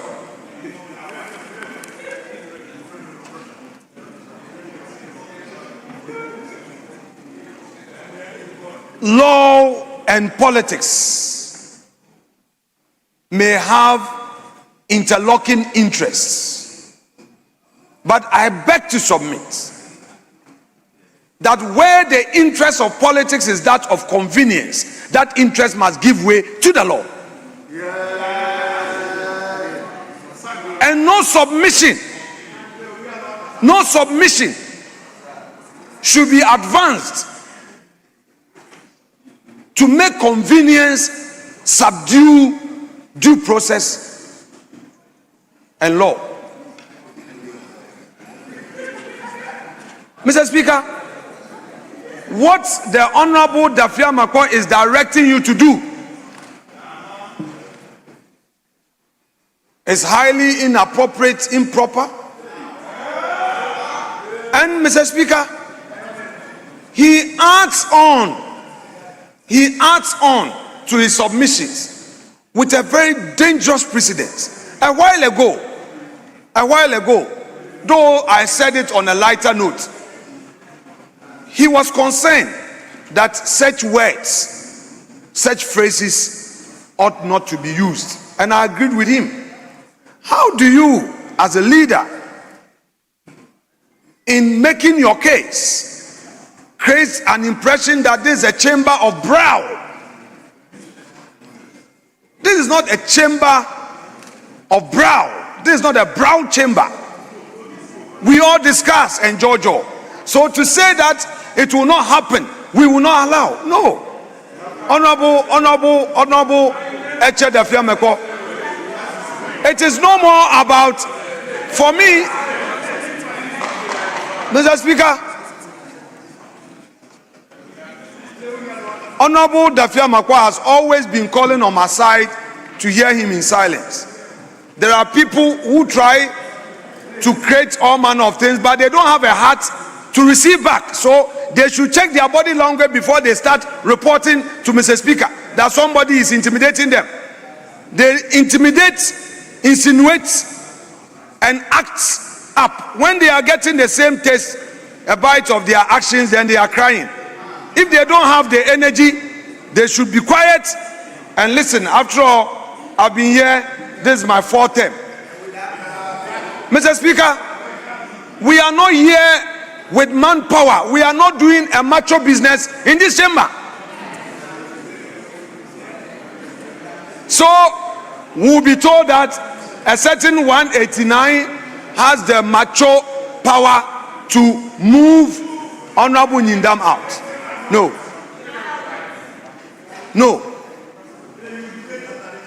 Mr. Speaker, Honorable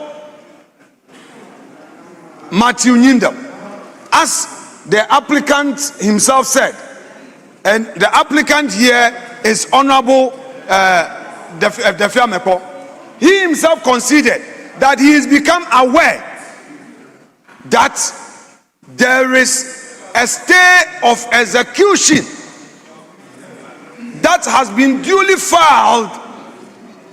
If the High Court judge, who at first instance will hear that application, is minded, he should speedily determine for the man to pursue his case at another level. Mr. Speaker, this is a democracy. Let us allow due process of law. Let us not, for whatever convenience, attempt to frustrate others. Mr. Speaker, we know of what happened on election night, where members on this side who had won their elections through machoism and attacks were denied their votes. We know what we've all gone through. So is this nation today encouraging violence, machoism as a way to move our democracy forward, I beg to say no. And it should never come out of the mouth of a member of parliament that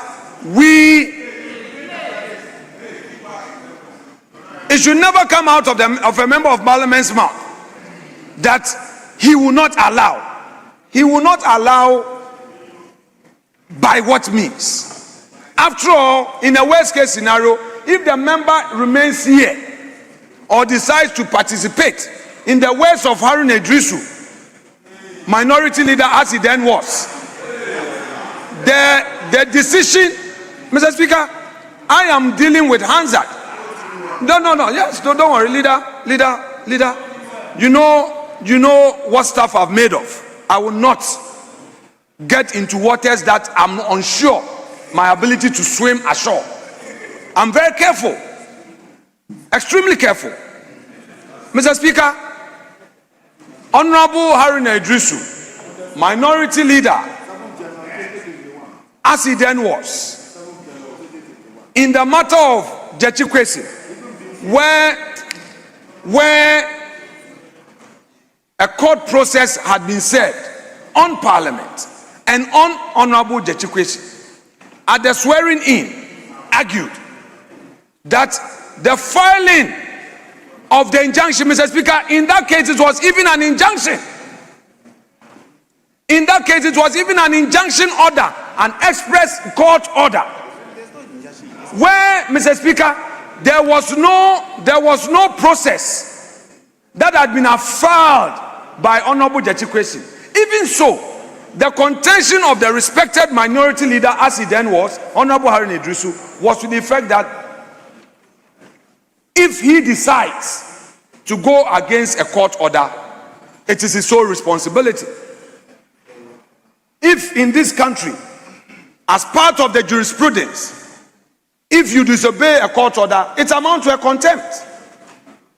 And contempt of court is a quasi-criminal offense that you, the one who is disobeying the court, you are solely responsible.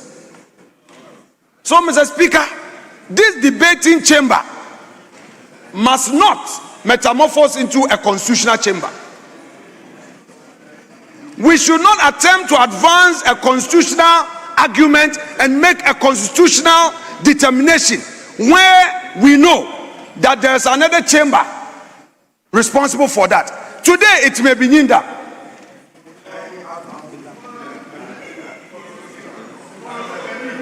So, Mr. Speaker, for anybody to make an argument of convenience and try to shape it in a certain form, clothe it in a certain form, to impose it on us, Mr. Speaker, we will not accept it.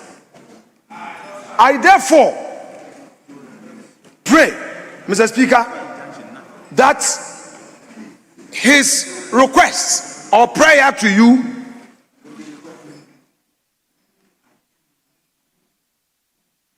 be rejected. Mr. Speaker, the honorable member who is seated in this chamber, who is part of the 87 of the minority caucus, and it is his turn to debate.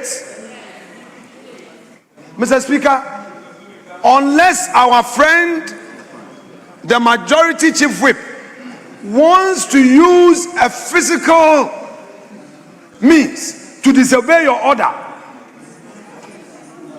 or your ruling, or do anything to otherwise disturb the peace of this chamber, he cannot invite you to make a constitutional pronouncement.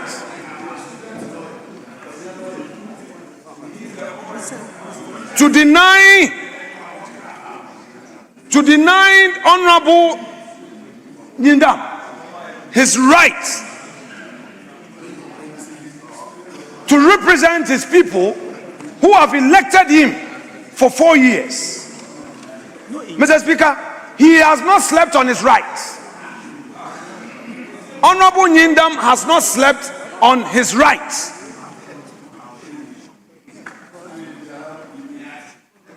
Mr. Speaker,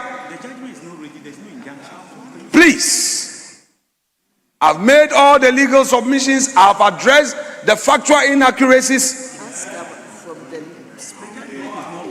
as well as, Mr. Speaker, as well as all the factual inaccuracies, the allegations that he made bringing me in, that I, as majority leader, made argument to the effect that Judge Kwesin should be denied entry, and that the majority then denied Judge Kwesin entry. Mr. Speaker, it never happened. The majority never did that because the majority has no such powers. Mr. Speaker, if there are maneuvering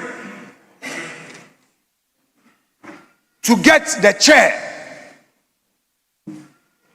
to subject this parliament to the pleasure of the majority, Mr. Speaker, that must cease.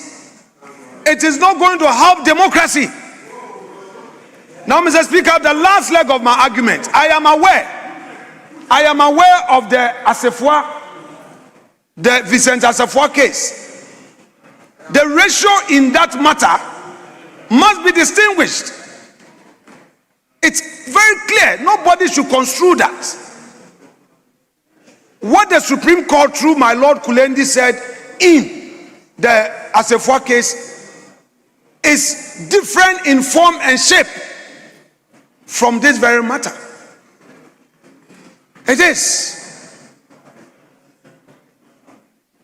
Where he said a party files an injunction, and then that injunction against a state institution or an organ of state, and argue that until that application is granted, it does not deny that state institution or that organ of government from performing its statutory or constitutional mandate, must be distinguished from the matter before us. This is a matter of human rights. The right of a duly elected member of parliament. He has not filed that process to stop a state institution from performing its function. That's not what he's doing. He has been elected bona fide. You know that. For 4 years. We cannot create any temporal vacuum whatsoever. Mr. Speaker, the issue of representation is a sine qua non matter. Representation of people. Mr. Speaker, when my Lord Atuguba in the Akufo-Addo and others against John Dramani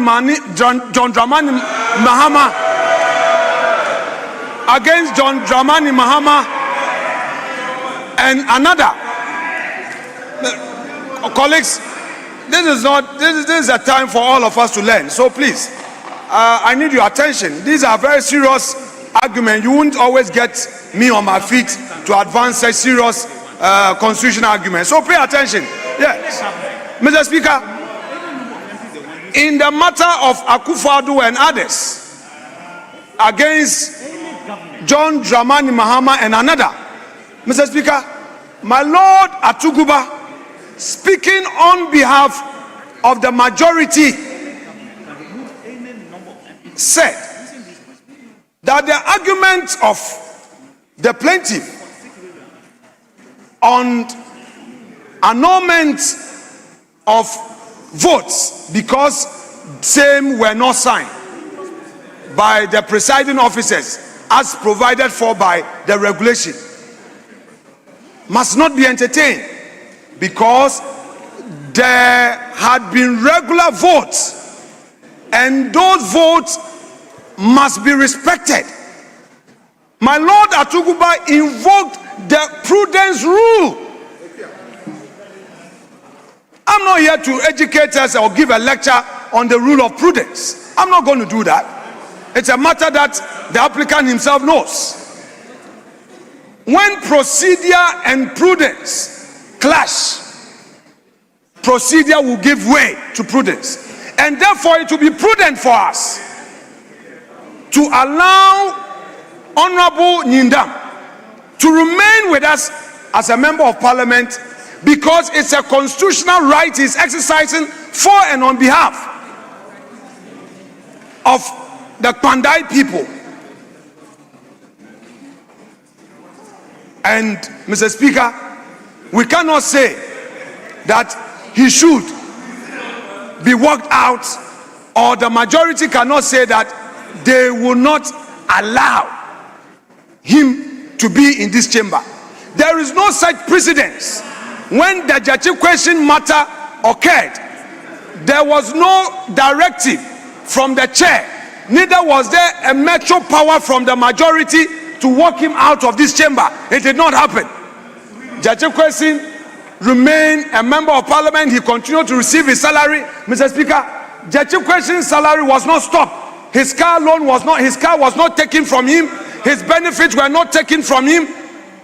Mr. Speaker, he was allowed to go through the full process, all the way to the Supreme Court. Mr. Speaker, all the way to the Supreme Court, until the Supreme Court made its determination. Then eventually there was a by-election. So, Mr. Speaker, what is good for the goose is good for the gander. What was done by the NDC minority as they were in the 8th Parliament must be done for Honorable Matthew Nyindam of Pandai, who is with the minority caucus. Mr. Speaker, without more, I would resume my seat and pray that you allow him to make his submissions as part of his own contribution on this matter before us, Mr. Speaker. Thank you so much indeed. Thank you very much. Honorable members, I've heard you.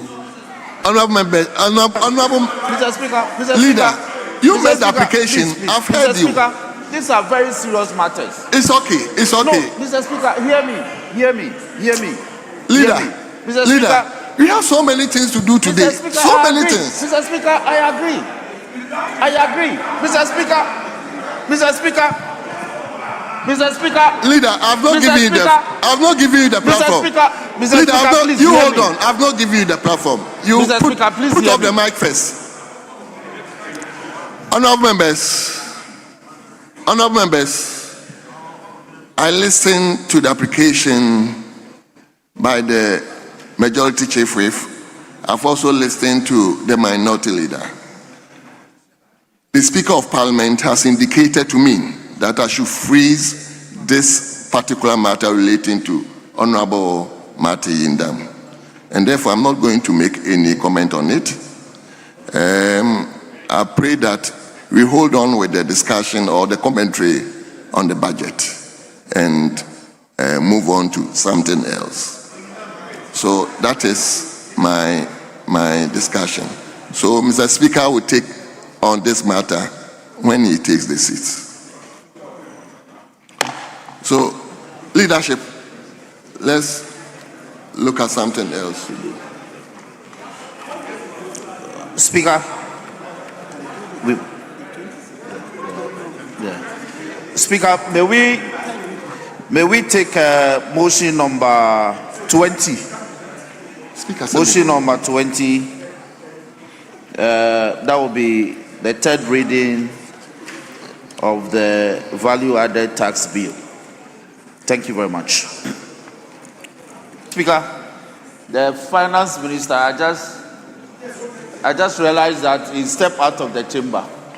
So may I seek your leave to permit the Deputy Minister for Finance to do this on his behalf? I thank you. Yes.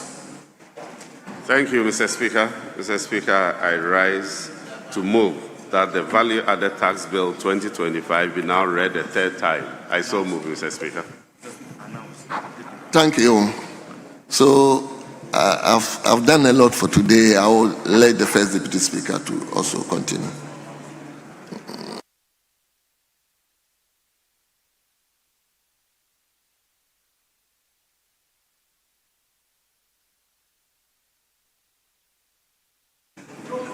Yes, Honorable Deputy Finance Minister, let me hear you. Mr. Speaker, I already moved, but I want to repeat that I moved that the Value Added Tax Bill 2025 be now read for the third time. I so move, Mr. Speaker. Honourable members, motion for the third reading of the Value Added Tax Bill 2025 ably moved. Any seconder? Mr. Speaker, I write to second the motion captured at page 9 of today's order paper. Honourable members, motion moved and seconded, and it is for the consideration of the House. Honourable members, I will put a question. The question, therefore, is: as many as are in favor of the motion, say aye. Aye. Those against, say no. The ayes have it. The motion is accordingly carried. An act to revise and consolidate the law relating to the imposition of the value-added tax and to provide for related matters. Honourable members, the Value-Added Tax Bill 2025 is duly read the third time and accordingly passed.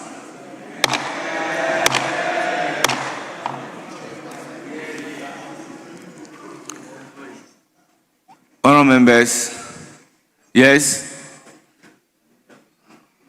Speaker,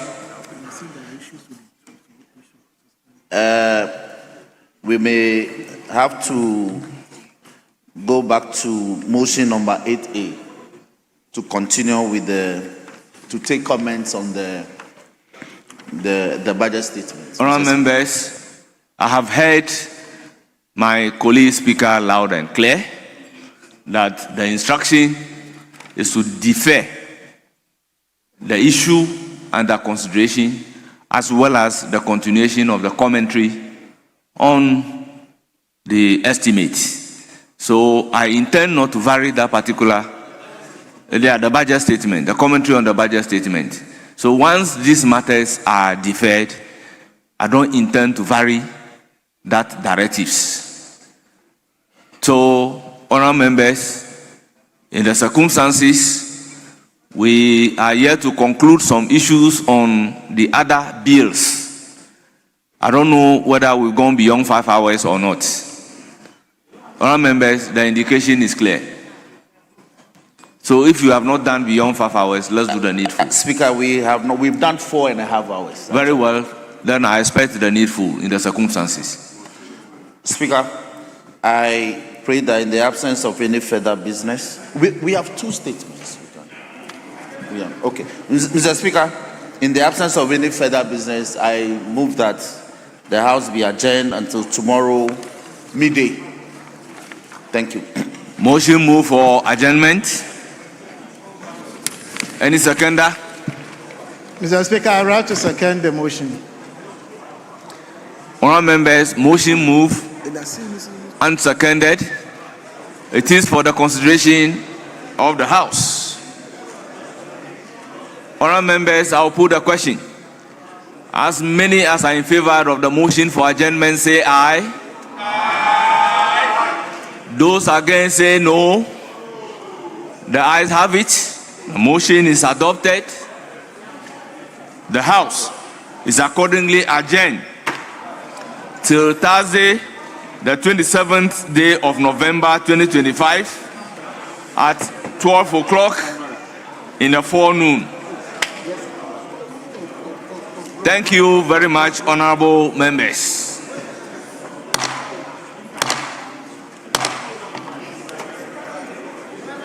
Yes.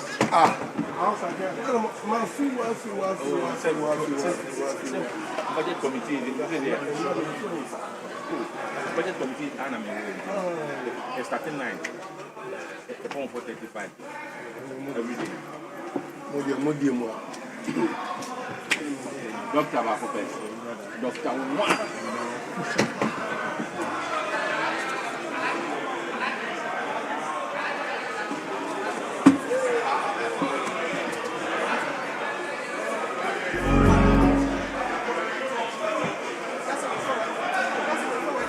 What we have said